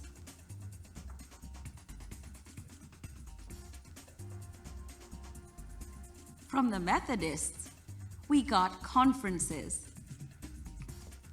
From the Presbyterians, we got presbyteries. And everyone contributed their congregations. The national governing body became the General Council. This has served the church well, but it has become cumbersome and expensive. The church is changing. We need a leaner, more agile structure. Here is what we are proposing.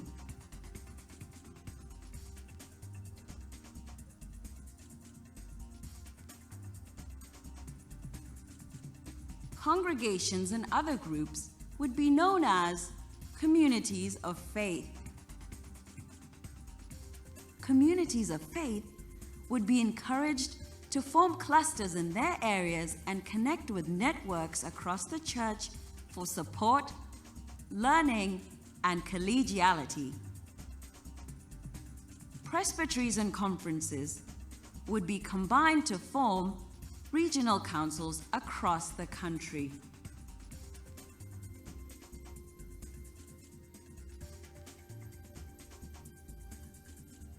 The General Council would become the Denominational Council.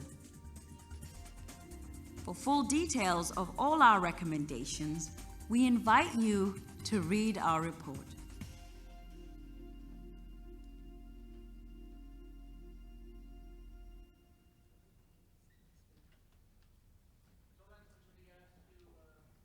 To vote on in your individual pastoral charges and as presbyteries, yes or no.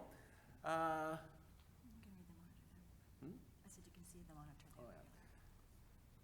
So should the church move to a three-council model and the basis of union be changed to reflect that?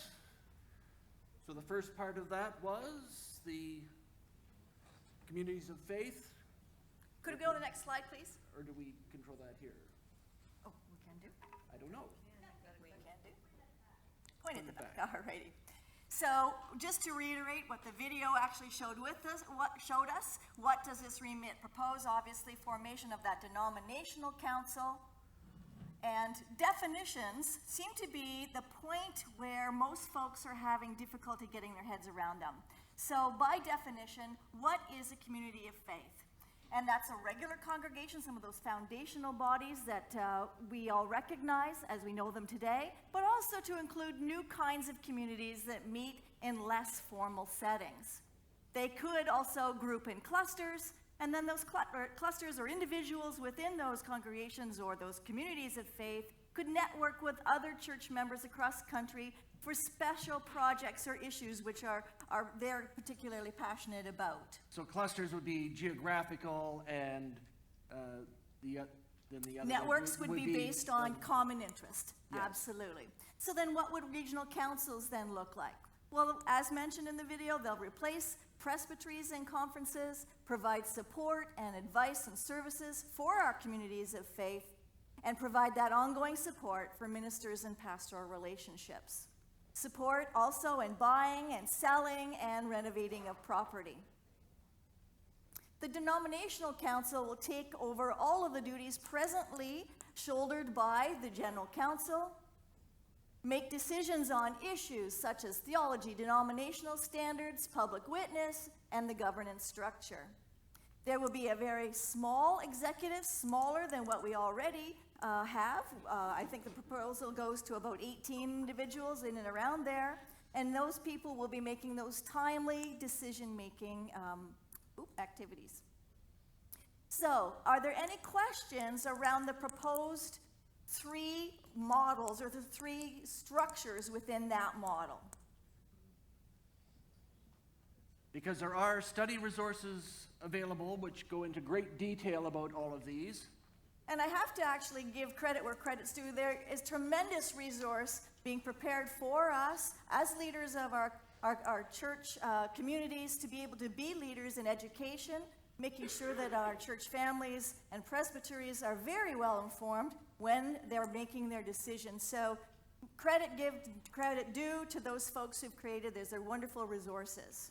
And they're found at gc42.ca. We'll get there. /remits. That's not it. That's not it. You can actually email questions to this particular email address, but there's also a wonderful resource, which some of this material we've hijacked from, on the unitedinlearning.com website. They had a couple of webinars that were held, one at 7 o'clock, one at 8:30, different aspects, part of the conversation that was shared amongst those participants. Another wonderful resource for your education. And Brad at microphone number 1 has a question for clarification. Yeah, Brad Morrison, Lambton Presbytery. Can you catch us up on the discussion for how many regions there will be? That is included in the information. You can get at gc42.ca/remits, and the answer is 12 to 15.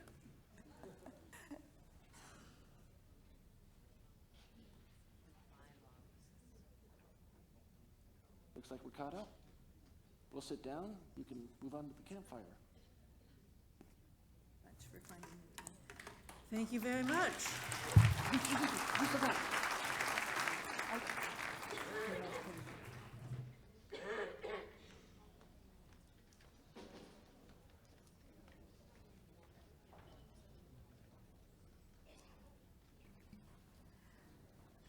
President Cathy, I'm pleased to introduce to our conference Reverend Dr. Campbell Lovett.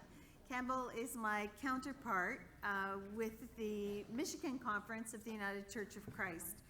And while we were in the full communion talks, Campbell graciously attended our annual meetings and played different roles with us. And this year, he's agreed to be our theological reflector. So welcome, Campbell. Good evening. So my name is Campbell Lovett, Northwest Essex Presbytery. And my gender pronouns are he, him, and his. I greet you on behalf of the Michigan Conference of the United Church of Christ, 145 congregations to the west of Lake Huron. And thanks to Cheryl Ann, my counterpart in the full communion agreements, and for inviting me this evening. I think that I'm taking this role of theological reflector much too seriously, and I've been paying far too much attention, because I swear I heard earlier Cheryl Ann say that we probably should pray for the rapture. Did I mishear that? And as I watched the opening video from the Essex Presbytery and the scene of the Caesar's Casino, all I could think of was rendering unto Caesar all that was Caesar's. And was that pro-gambling? And how to get ready to be a theological reflector. We've gone on a little bit this evening, so I didn't have time to stop at Tim's for a double-double. But I think also our framework for theological reflection, we think of it sometimes as whose line is it anyway, with Drew Carey, where they say, okay, here's the theme, it's traveling along with you, and there are 350 people, okay, go. Your action this evening is very important, and the map on the table that was presented for us earlier, I was so delighted when I looked at it that it also included parts of the United States, so that we're included in the full communion, one with the other, which is so important. And a framework for our work and my thinking is, a few years ago, my brother, who's a pastor in the United Church of Christ in Lowell, Massachusetts, he also at his church houses a Hispanic congregation and a Laotian congregation. And he traveled with the Laotian pastor back to Laos to visit some of the extended family of that parish's members. And Laos is a military government, and we're very suspicious of this Anglo with traveling with a Laotian to go out into the countryside to the villages. And he finally got military approval, but with one caveat. The military folk who gave him clearance said, but remember, no preaching. Think how significant that is in our culture. If we were ever to be told, you know, think of our contexts, and if the principalities and powers were ever so aware of our message or concerned or about it that they would caution us, but no preaching. Wouldn't you love to preach such a powerfully provocative sermon so that when you were greeting people in the line after the service, somebody would come up to you and say, "Thought you were going to go up on 2 wheels there." So I'm impressed with the theme that you've been working on as far as the provocative action that should be taken, and the emphasis on the word together, and focus on repentance, right relations, walking together, learning the truth together, living into apology together. If you're going to do this together, it's so important to be reminded of the importance of people, of each other. And so the table fellowship, building relationships, greeting one another, and also responding to Jordan Cantwell's question. If we're doing this together, who's missing? Who's missing from our tables and from our context for this meeting? This made me recall a pastor who used to tell about the importance of people in his life. And he'd say, in my office, I don't put up my diplomas or my certificates of achievement or anything that talks about my accomplishments. I put up pictures of the people who have been important in my ministry. Mentors, folks of inspiration, people of justice who have cheered me along. And so I thought of a person who was significant in my life, Ginny Wheeler, and who was so tenacious in her ministry. She died about 10 years ago at the age of 90, but I remember her telling me a story that as a little girl, probably in the 1920s, her grandmother sang to her, "Ginny, we're living in a new time now. You are going to be able to live, and you're going to grow up into a totally different society so that one day you could even be the President of the United States' wife." And she used that she went back to college after she'd raised her children. She went to seminary. She was ordained. She was the executive director of a very significant pastoral counseling center. But she said those words from her grandmother always helped her to move beyond what people's expectations were for her. In March, we went on a trip to the Middle East. David Armour, your philanthropy director, was with us on this trip. And in Cairo, we visited a seminary, a Presbyterian seminary, where they talked about how the graduates had shifted. That just 10 years ago, when somebody graduated from that seminary, their reputation was, "Oh, these people have big heads and little hands." No, it didn't mean they were like Donald Trump.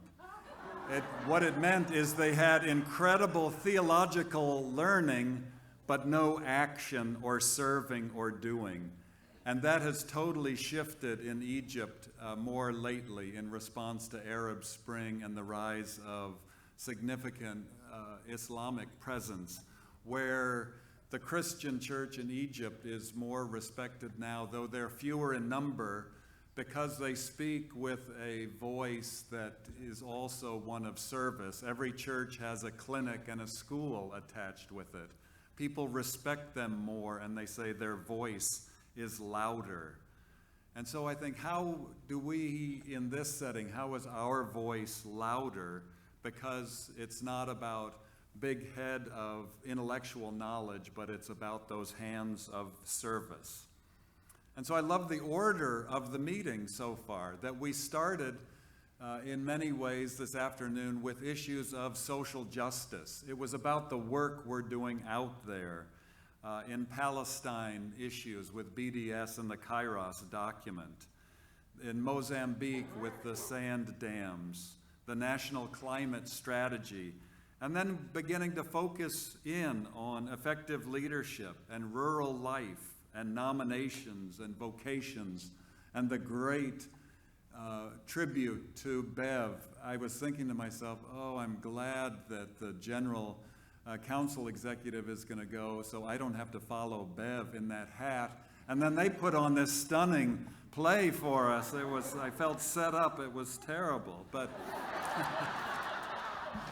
but you've become more focused. And what that reminded me of is a word that we learned in seminary and never got to use again.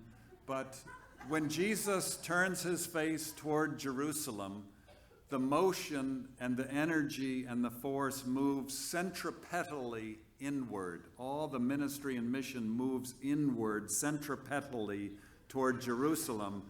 And then in the Pentecost moment, remember the ascension, the disciples are told, and beginning in Jerusalem and Judea and Samaria and to the ends of the earth, all of that mission ministry force of Jesus moves centrifugally outward from there.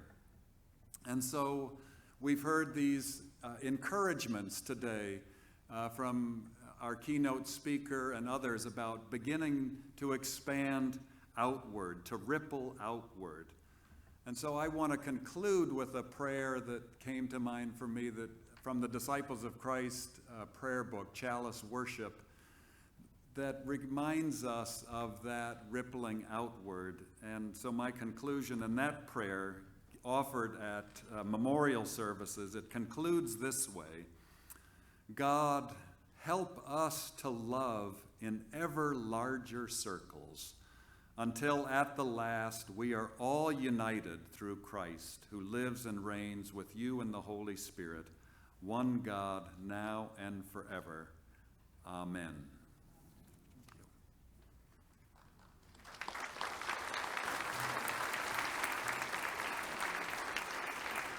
Thank you, Campbell. Okay, now we get to the part of the evening that's a little less structured.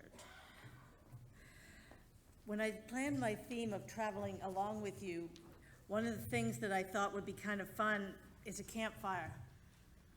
So folks, we're about to have a campfire. You guys probably don't want to sit up here.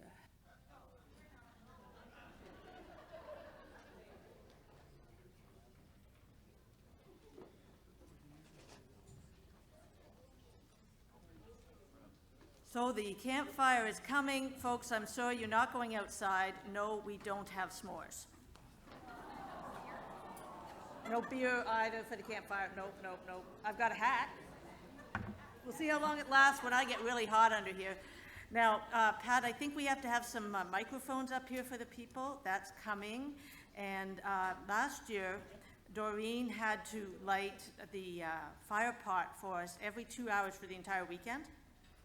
She had that job. So this time I asked her very nicely if she'd be so kind as to light the fire pot, and she said, for how long? I said, once. She was very, very happy camper. Okay, so I'm hoping that I've got people lined up for skits. They theoretically know when they are, and I don't know what the skits are about. So it's going to be fun, folks. We could end up with like 5 skits all identical. I don't know. We'll see. Anyway, when you start a campfire, what do you have to start with? Fire's burning. Okay, so I think we have some PowerPoints for some of this stuff. Fire's burning.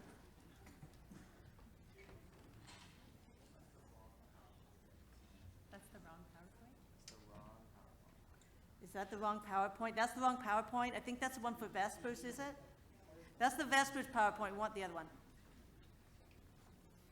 It's the one that I gave her. It's the one that Devin gave you. How many people think they know the words for fire's burning? Okay, give us a note. Fire's burning, fire's burning, draw nearer, in the glory, come sing and be merry. Okay, I got about a third, and a third. Start. Fire's burning, fire's burning, draw nearer, glory, come sing and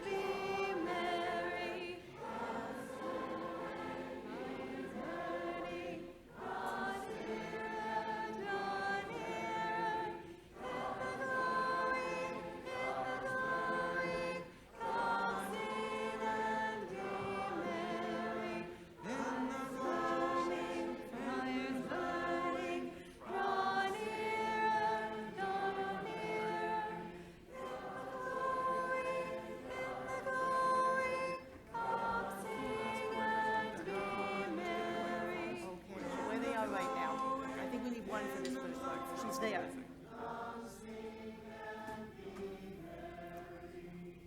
Beautiful. Now, one housekeeping note for the people in it. When you know you're going to be up next, or you think you are, go see Pat. Get your microphones. Okay, so it only takes a spark to get a fire going. They learned that out in Alberta, right? Not good, not good. But these are the good sparks, the spirit sparks. It only takes a spark.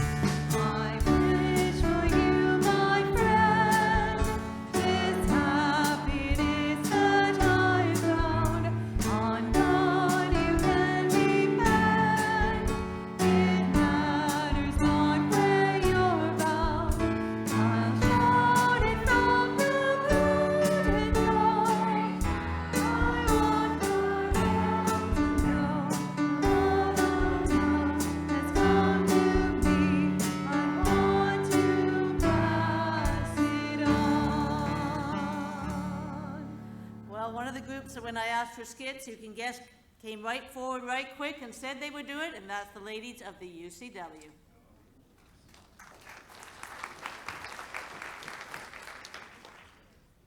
You're up here and you're supposed to come up the ramp. Come on up.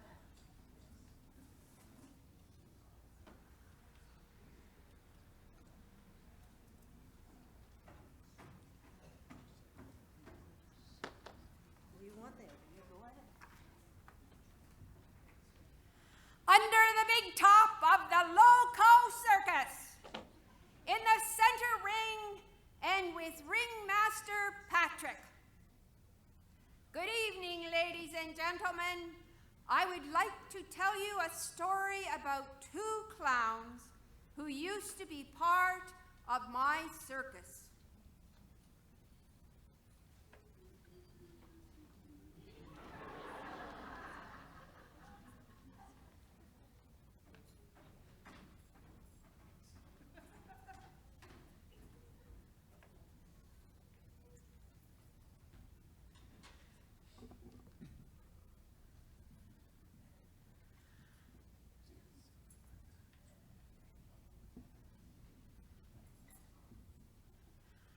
Once upon a time, long, long ago, there were two clowns.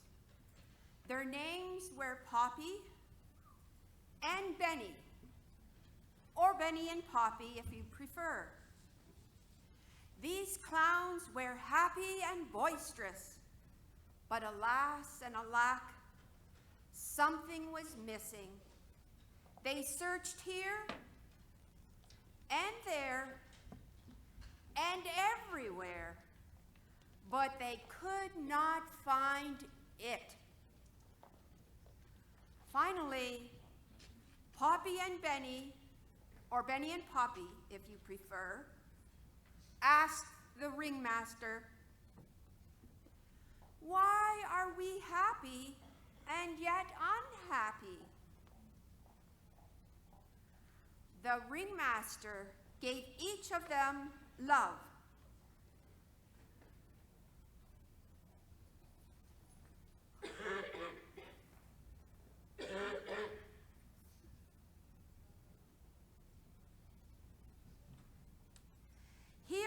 love, look after it well.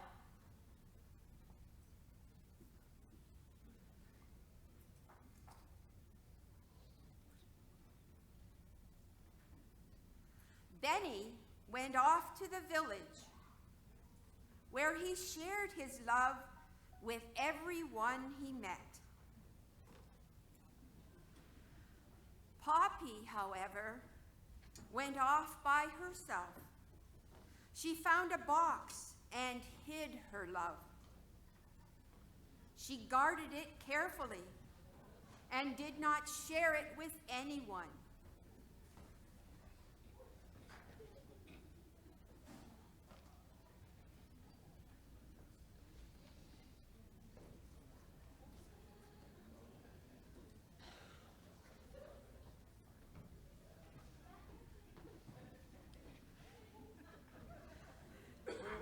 As time and a half went by, Benny became happier and happier.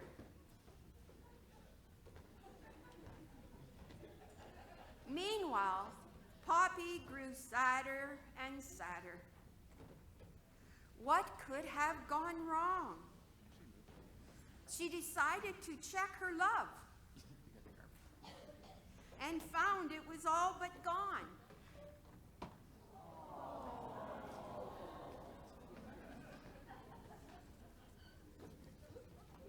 Unhappy, she went back to the ringmaster.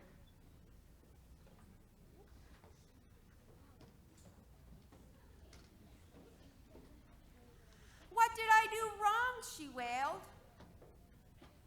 Look, said the ringmaster, pointing at Benny. He's been sharing his love, and now he has twice as much as before. You did not give your love, so you lost it. And the moral of the story is this.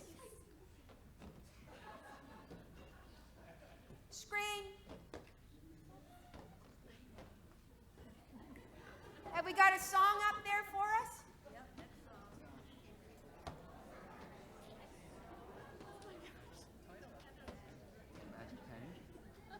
The moral of the story is, love is nothing till you give it away. Let's sing.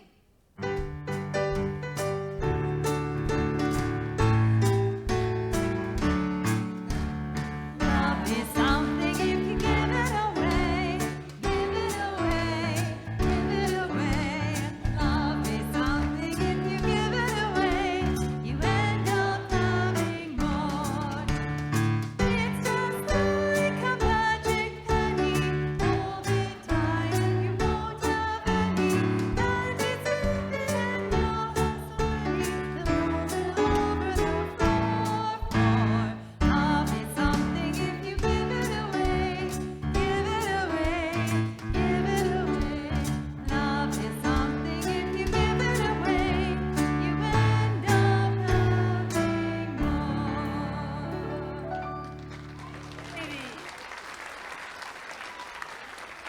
Okay, coming up to the front now is Gary Clark. Yeah? Is Gary Clark for his skit, whatever it is he's doing.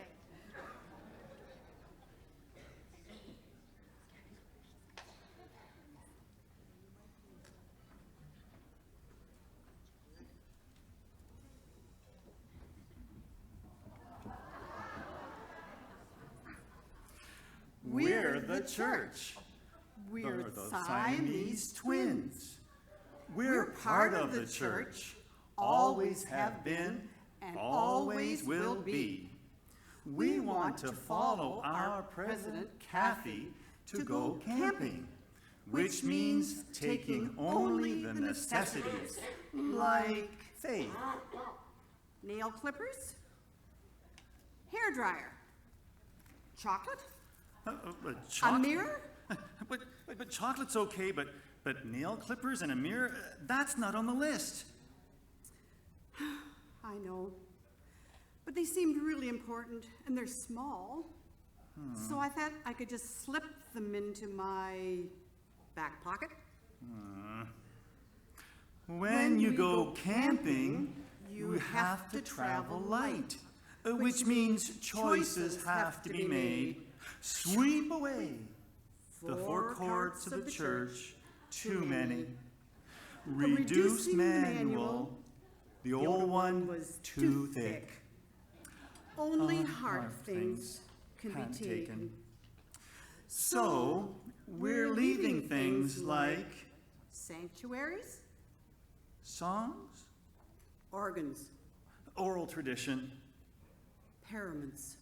personal experience. Wait a second now. Did you say paraments, those cloth things that you hang in front of the pulpit? Well, they're light. Yeah, but where are you going to hang them? We're not taking pulpits with us. Do you mean you packed a pulpit? Well, is this a little one?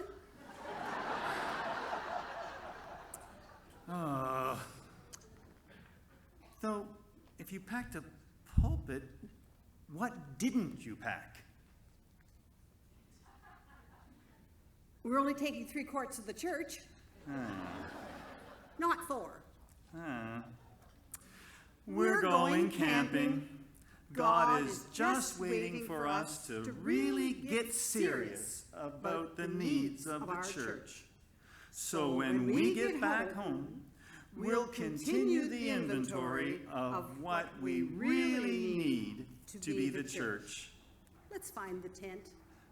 We'll find the tent.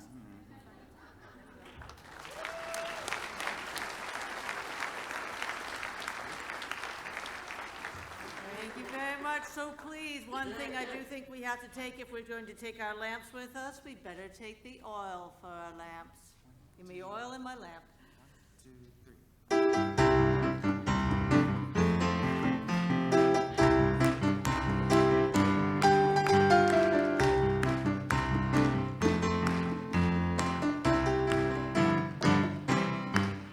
Give me oil in my lamp, keep it burning. Give me oil in my lamp, I pray. Give me oil in my lamp, keep me burning. Keep me burning till the break of day. Give me joy in my heart, keep me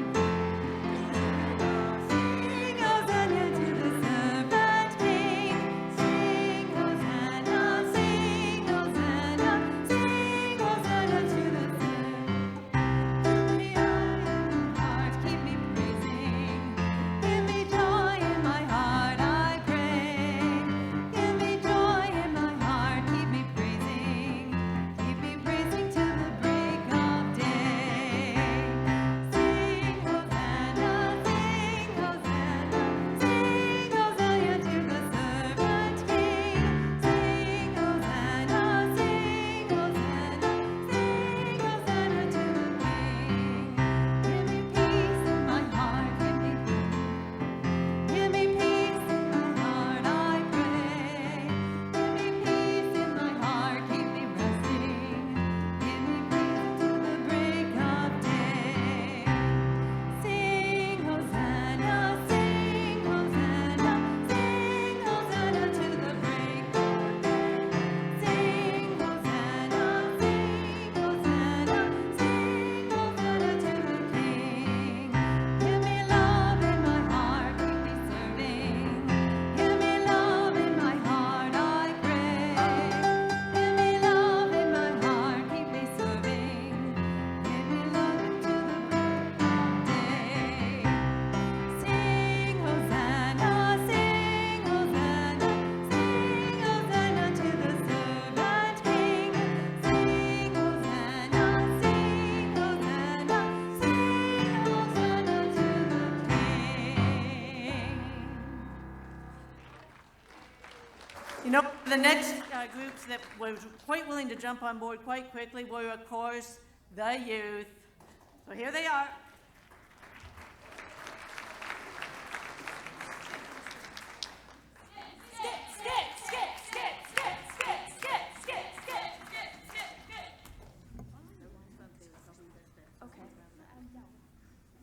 All right, places, everybody.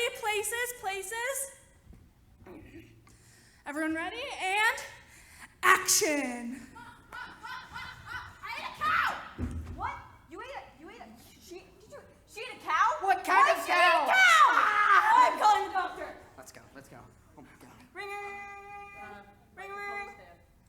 Hello? Hi. So my daughter just came running from like the park, and she said she ate a tree. Can you come like check her out, please? Yeah, I'll be right there. Hey, thanks. What seems to be the problem? She ate it. She ate a cow. I don't know. She just came running in saying she ate a cow. I'm not sure what to do. She's gone. She's dead. I'm sorry. Cut! Guys, you call that acting? Yeah. Sorry. I'm sorry, but no part of that scene was good. Just no part. It was like watching it in slow motion. You need to speak brisker. You need to speak more quickly. I want you to try and speak as fast as you can this time, okay? Okay, we got it. Everybody ready? No? Oh, I'm sorry. It can wait. I am the director. You are just the camera person. So you can wait until the scene is done. Thank you very much. And action. Yes. You ate it. She ate a cow. Why did you eat a cow? Oh my God, she ate a cow. Oh my God, go to the doctor. Go to the doctor. Again? Hello? Hello. Hi. My daughter just ate a cow. Okay. Please come over as quickly as you can. Okay, be right there.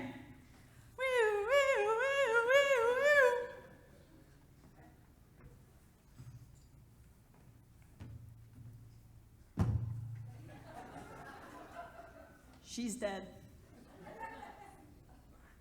Sorry. Oh my goodness, oh my goodness, oh my goodness, oh my goodness, oh my goodness. I think we got it. No. No? Cut. Try again. Okay, clearly, speaking more quickly is not working because you guys do not have the enunciation to be able to speak quickly. It's clearly beyond your skills as actors. So we're just gonna go a whole new direction with this, okay? This time, Really important. excuse me. Really important. I am directing right now. Wait. So, for this scene, you're going to speak and act like cowboys. Okay? Okay? And action.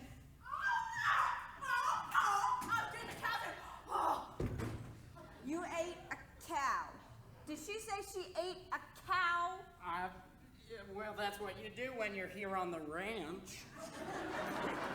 No, you don't. I'm calling the doctor.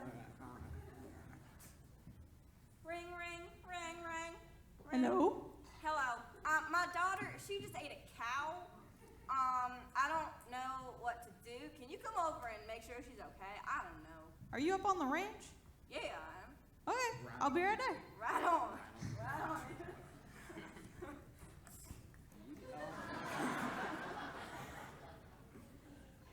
Wow. She fell right in the turd right there. Yes. Yeah. Is my daughter okay? She gone, ma'am. No. Oh my goodness. Not again. Did we get it? Cut. That was a good one though. Okay, clearly you guys aren't committing to your roles. I need to see commitment. You were acting like cowboys. I need you to be cowboys. Okay? We were But on horses. We're just gonna try a new strategy to get you to really commit to your roles. This time, you're going to be dinosaurs. Dinosaurs. What? No. What is my job? What is my job? What is your job? Do you think it is your place to tell me how to direct this film? No, back to your camera. Like dinosaurs, guys, okay. And action.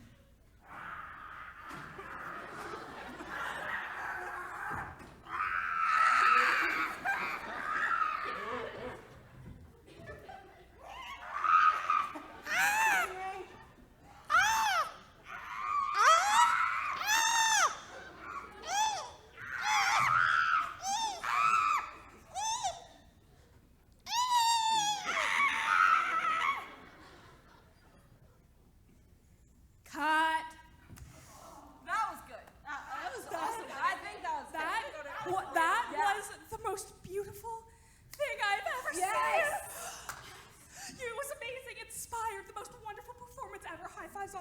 yes, yes. High fives all around. Yes. Okay, now that we're done, what did you want to say?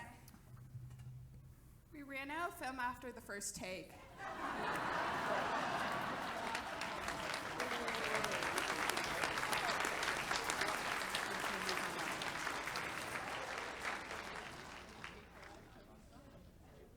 So thank you very much, the youth. We're going to sing now. We got Peace Like a River.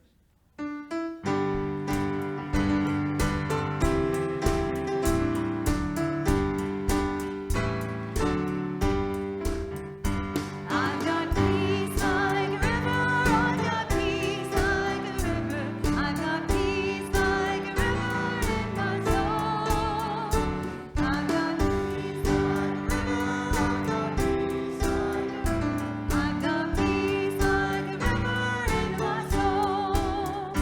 I've got joy like a fountain, I've got joy like a fountain, I've got joy like a fountain in my soul.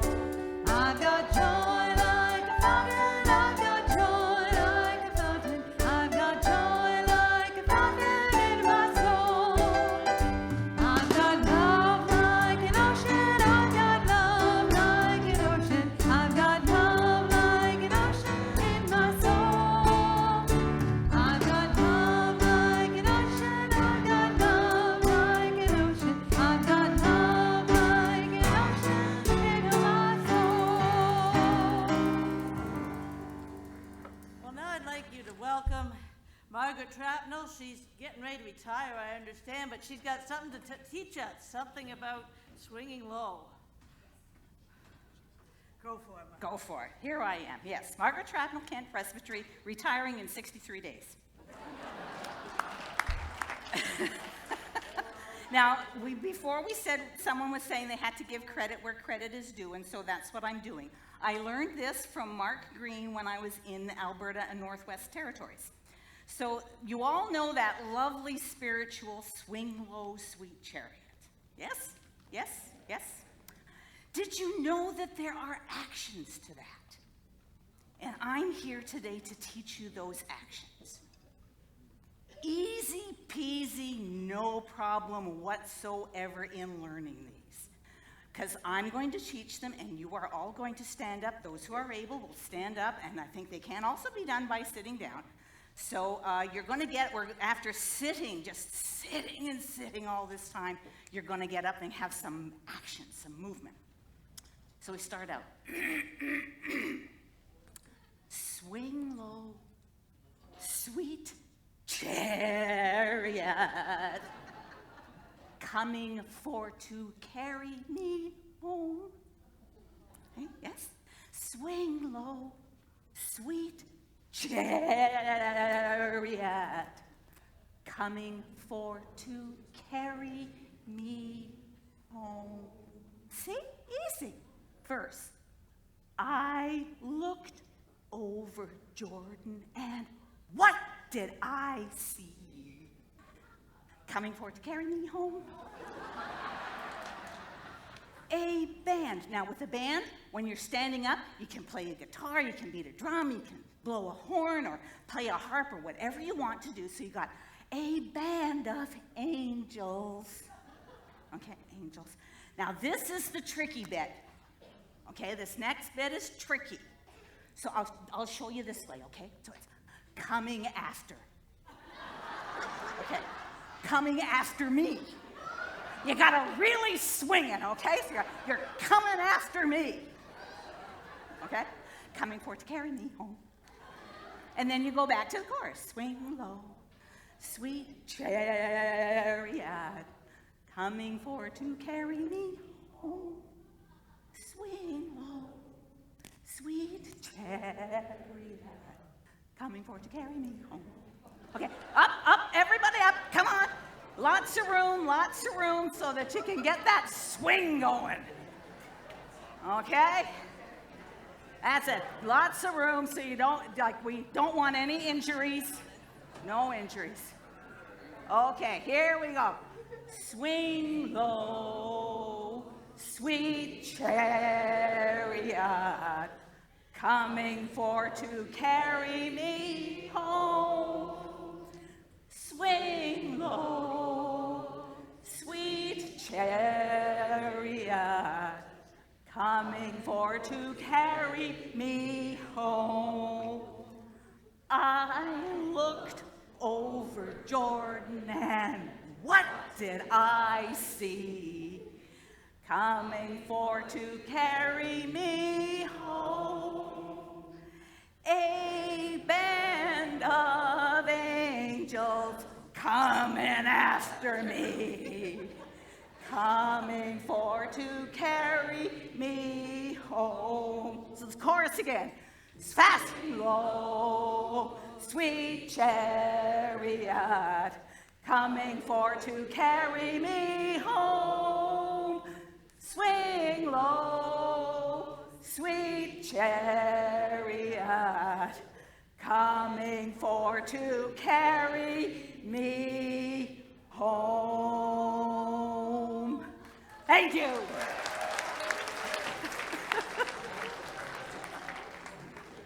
Okay, now we have a surprise guest for us today. She used to be in Toronto Conference until she saw the error of her ways, at which point she came to London. I introduce to you Pastor Due Date. Hello, my lovelies.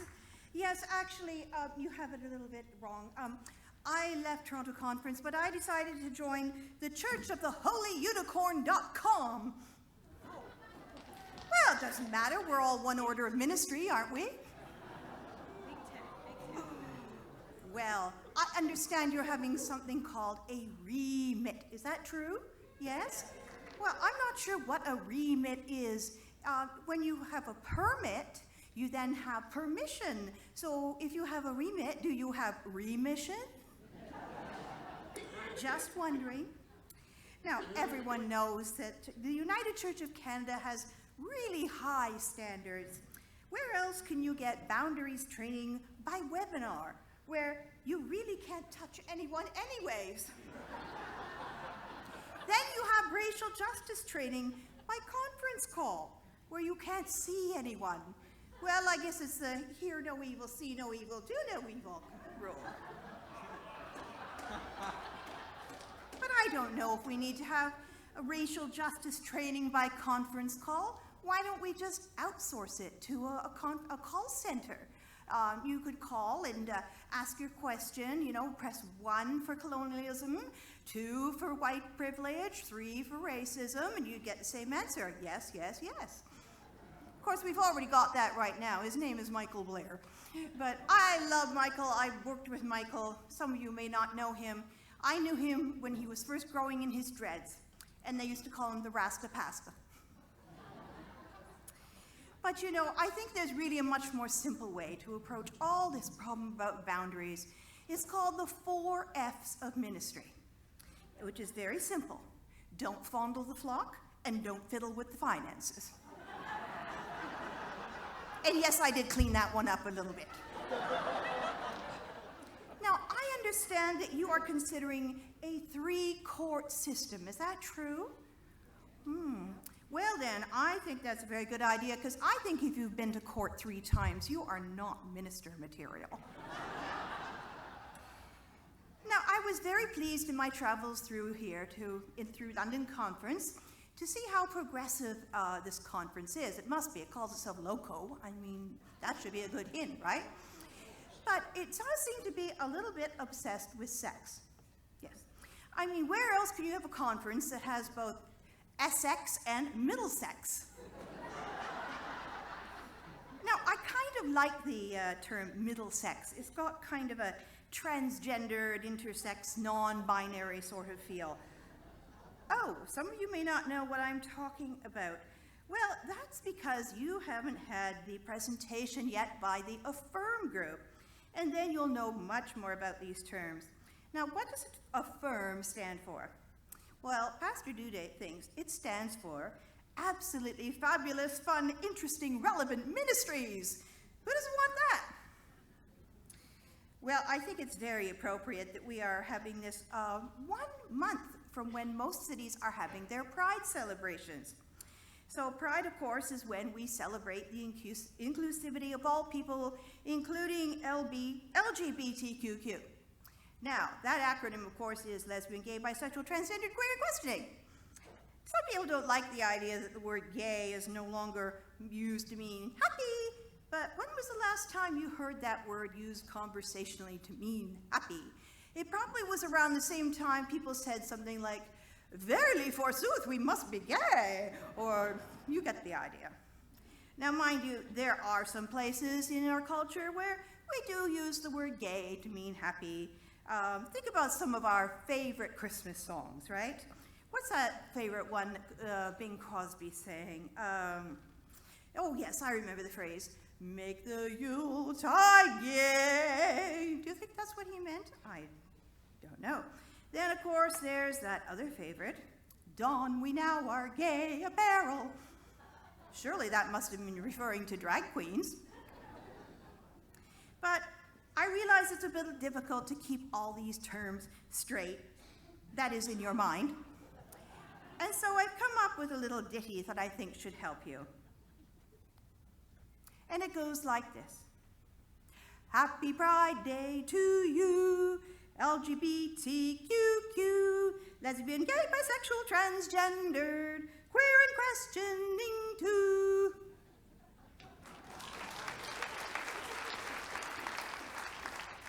Now, you're going to find out that affirming isn't just about LGBTQQ issues. It's also about a lot of other isms, and we know what they are: sexism, racism, ageism. Oh, I could tell you a story about that last one. I was going to visit an elderly member of my flock, who had just recently been widowed, a poor thing. And I asked her, when I was making my condolence call, just how did your husband die? And she said, "Ice cream." Ice cream, I thought? Yes, she said. Well, you see, Pastor, we haven't been in church for a while because we had sex on Sunday mornings. Oh, really? Yes, you see, we would listen to the chiming of the church bells going ding dong, ding dong. You liked that, didn't you? Which part, the ding or the dong? But back to my story. She said that just set up this easy rhythm for them, and I said, "Are you sure that he was healthy enough for sexual activity?" And she said, "Oh, yes. In fact, I'm sure he'd still be alive if that ice cream truck hadn't come by." Thank you, you've been lovely. Ta-ta.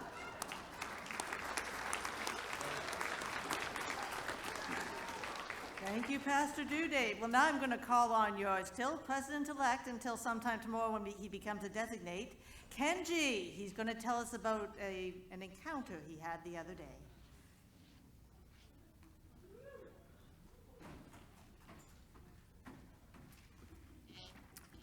This is a repeat after me song. The other day, I met a bear, a great big bear, way up there. The other day, I met a bear, a great big bear, way up there. He looked at me, I looked at him. He sized up me, I sized up him. He looked at me, I looked at him. He sized up me, I sized up him. I sized up him. He said to me, "Why don't you run? I see you ain't got any gun." He said to me, "Why don't you run? I see you ain't got any gun." And so I ran away from there, but right behind me was that bear. And so I ran away from there, but right behind me was that bear. In front of me, there was a tree, a great big tree. Oh, glory be. In front of me, there was a tree, a great big tree. Oh, glory be, oh, glory be. The nearest branch was 10 feet up. I'd have to jump and trust my luck. The nearest branch was 10 feet up. I'd have to jump and trust my luck, and trust my luck. And so I jumped into the air. But I missed that branch. Way up there. And so I jumped into the air. But I missed that branch way up there, way up. Now don't you fret. And don't you frown, because I caught that branch on the way back down. Now don't you fret or don't you frown, because I caught that branch on the way back down, on the way back down. I can jump that high. I sure can soar. I can dunk the ball like the Raptors. I can jump that high, I sure can soar. I can dunk the ball just like wild Raptors. This is the end. There ain't no more. Unless I meet that bear once more. This is the end, there is no more. Unless I meet that bear once more. That bear once more. And so I met that bear once more. Now he's a rug on my bedroom floor. And so I met that bear once more. And he's a rug on the bedroom floor. Okay, now Dave Whiting, our lovely, almost ex-chair of Middlesex, has a skit. It's good. You know, I've been thinking about a change of career. What's that? Yeah, well, I'm not really happy with what I'm doing anymore. I've been thinking about maybe, I don't know, opening some kind of a store, maybe selling some things. Well, what are you interested in selling? I don't know. I kind of got a sweet tooth. Sweet tooth. A candy store! That would be a good idea. Let's do it right now. I think we could build a candy store. Can you help me? Yeah. Okay. What do we need for a candy store? We need a building. We need walls. We need walls. Yeah. Okay. Let's see if I can find some let's see if we can walls. find some walls. This looks like a nice wall. Very sturdy. Could you be a wall? Okay, good. Do you think you could be a wall? Yeah, you're a good wall. John, can you be a wall? Okay. Who else could be a wall? Marianne, can you be a wall? What are Okay, these walls that should be doing? enough walls. You turn this way.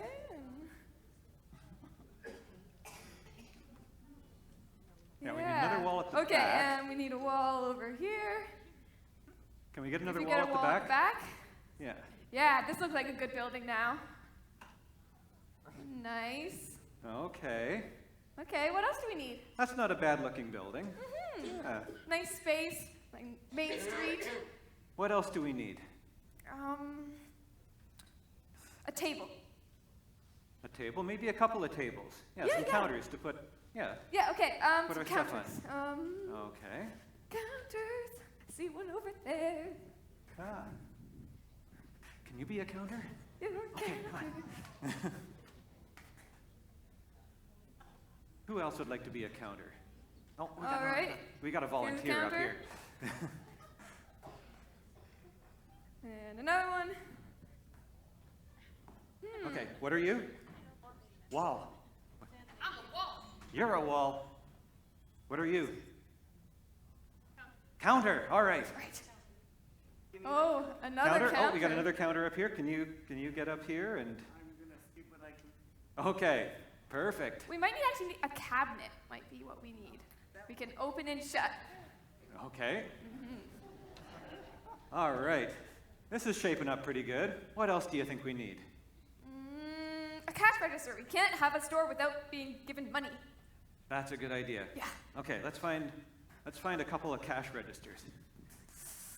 I see some over at this table. Yeah? Would you like to be a cash register? Gary, can you be a cash register? All right.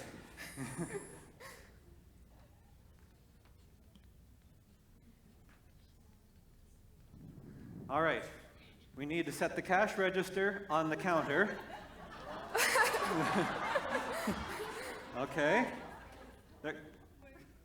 All right. Just Let's come see, on can we get over another here. cash register in here? All right. Now, Looking good. let's see if these work here. This is 1, 2, 3.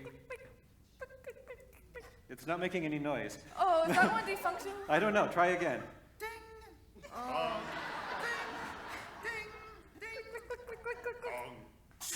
Ka-ching. All right. Perfect. Awesome. Perfect. High Yeah.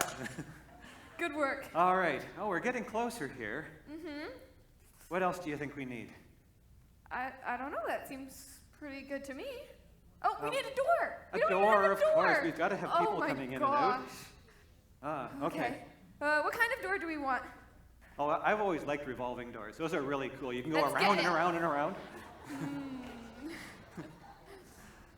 Oh, here we go. We got Oh, there's a we good got a one. door here. Oh, yeah. Maybe the other part of our door too. We need Oh, okay, two okay. parts We need to our two parts door. of the doors. Would you like to be a door? Come on up. Okay. We're gonna be sort of tight for space here. Yeah. Well, let's move some of this here. We can put our door right in here. All right. Okay. Go back to back. Oh. And put out your arms so we can have. Let me test it out. Okay. Can we go around? All right. Works. Okay. So let's see. What do we got here? We've got.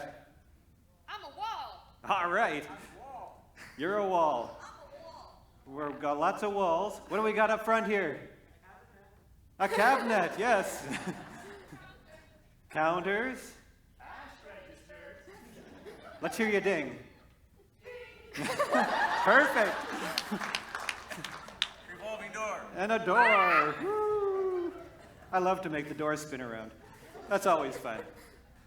Okay, I think we're just about ready here, aren't we? But we need candy. You really think we need candy? Yes. I suppose if it is a candy store, we need candy. But then again, we've already got all these suckers up here.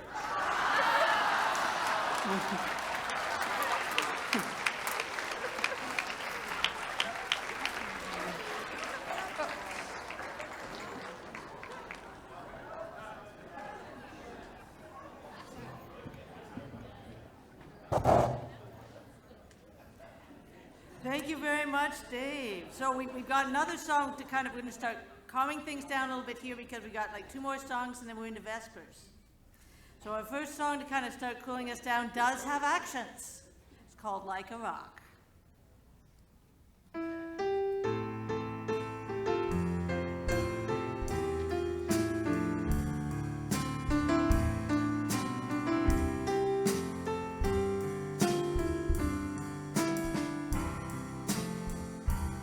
Like a rock, God is under our feet. Like the starry night sky, God is over our head. Like the sun on the horizon, God is ever before. Like the river runs the ocean, God is evermore. Like a rock, God is under our feet. Like the starry night sky, God is over our head. Like the sun on the horizon, God is ever before. Like the river runs the ocean, our home is in God evermore.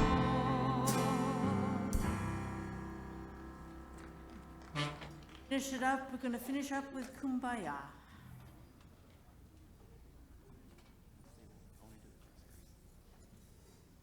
We're only going to do the first verse. Part everybody knows.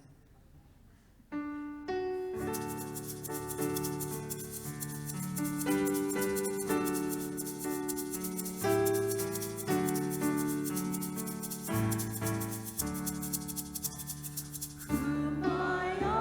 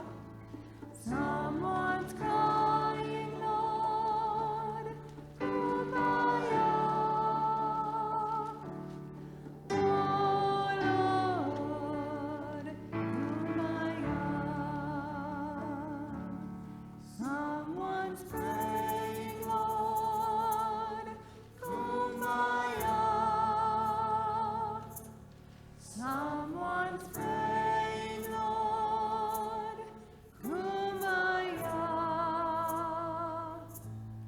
Someone's praying, Lord, Kumbaya.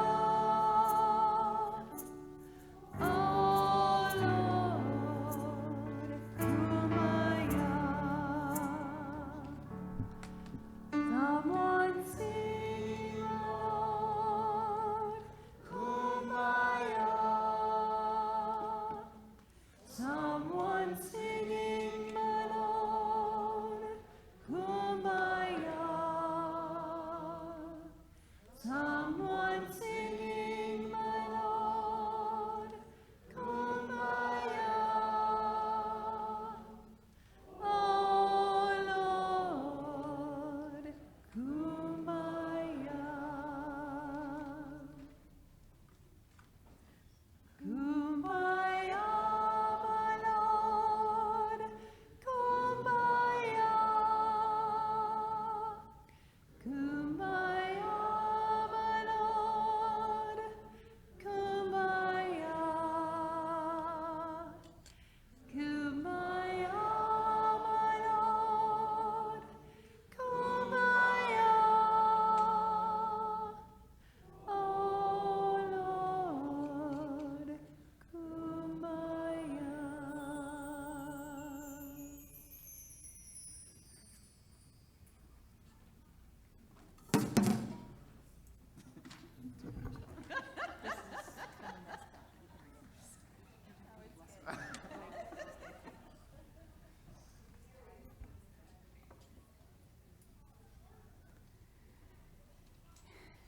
And now we come to Vespers, a time for quiet, for singing. We're going to do this, we're going to sing some Taizé songs, some Taizé pieces. Christine's going to be leading us through them. And we're not going to have any words up, just the pictures, the Vespers pictures. And so as we hear the line being sung over, please, we'll join in and we'll sing until Christine moves us into the next one. Okay?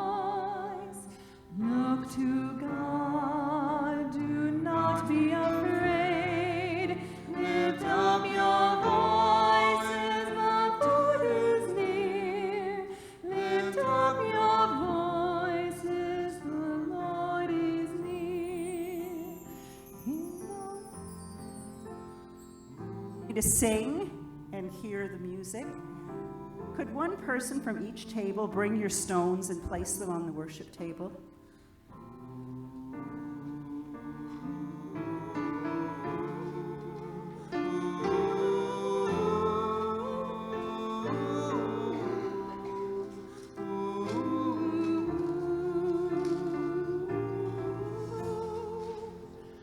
In the Lord I'll be ever thankful. In the Lord I will rejoice. Look to God, do not be afraid.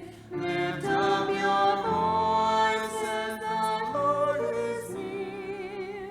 Lift up your voices, the Lord is near. In the Lord I'll be ever thankful. In the Lord I will rejoice. Look to God, do not be afraid. Lift up your voices, the Lord is near. Lift up your voices, the Lord is near.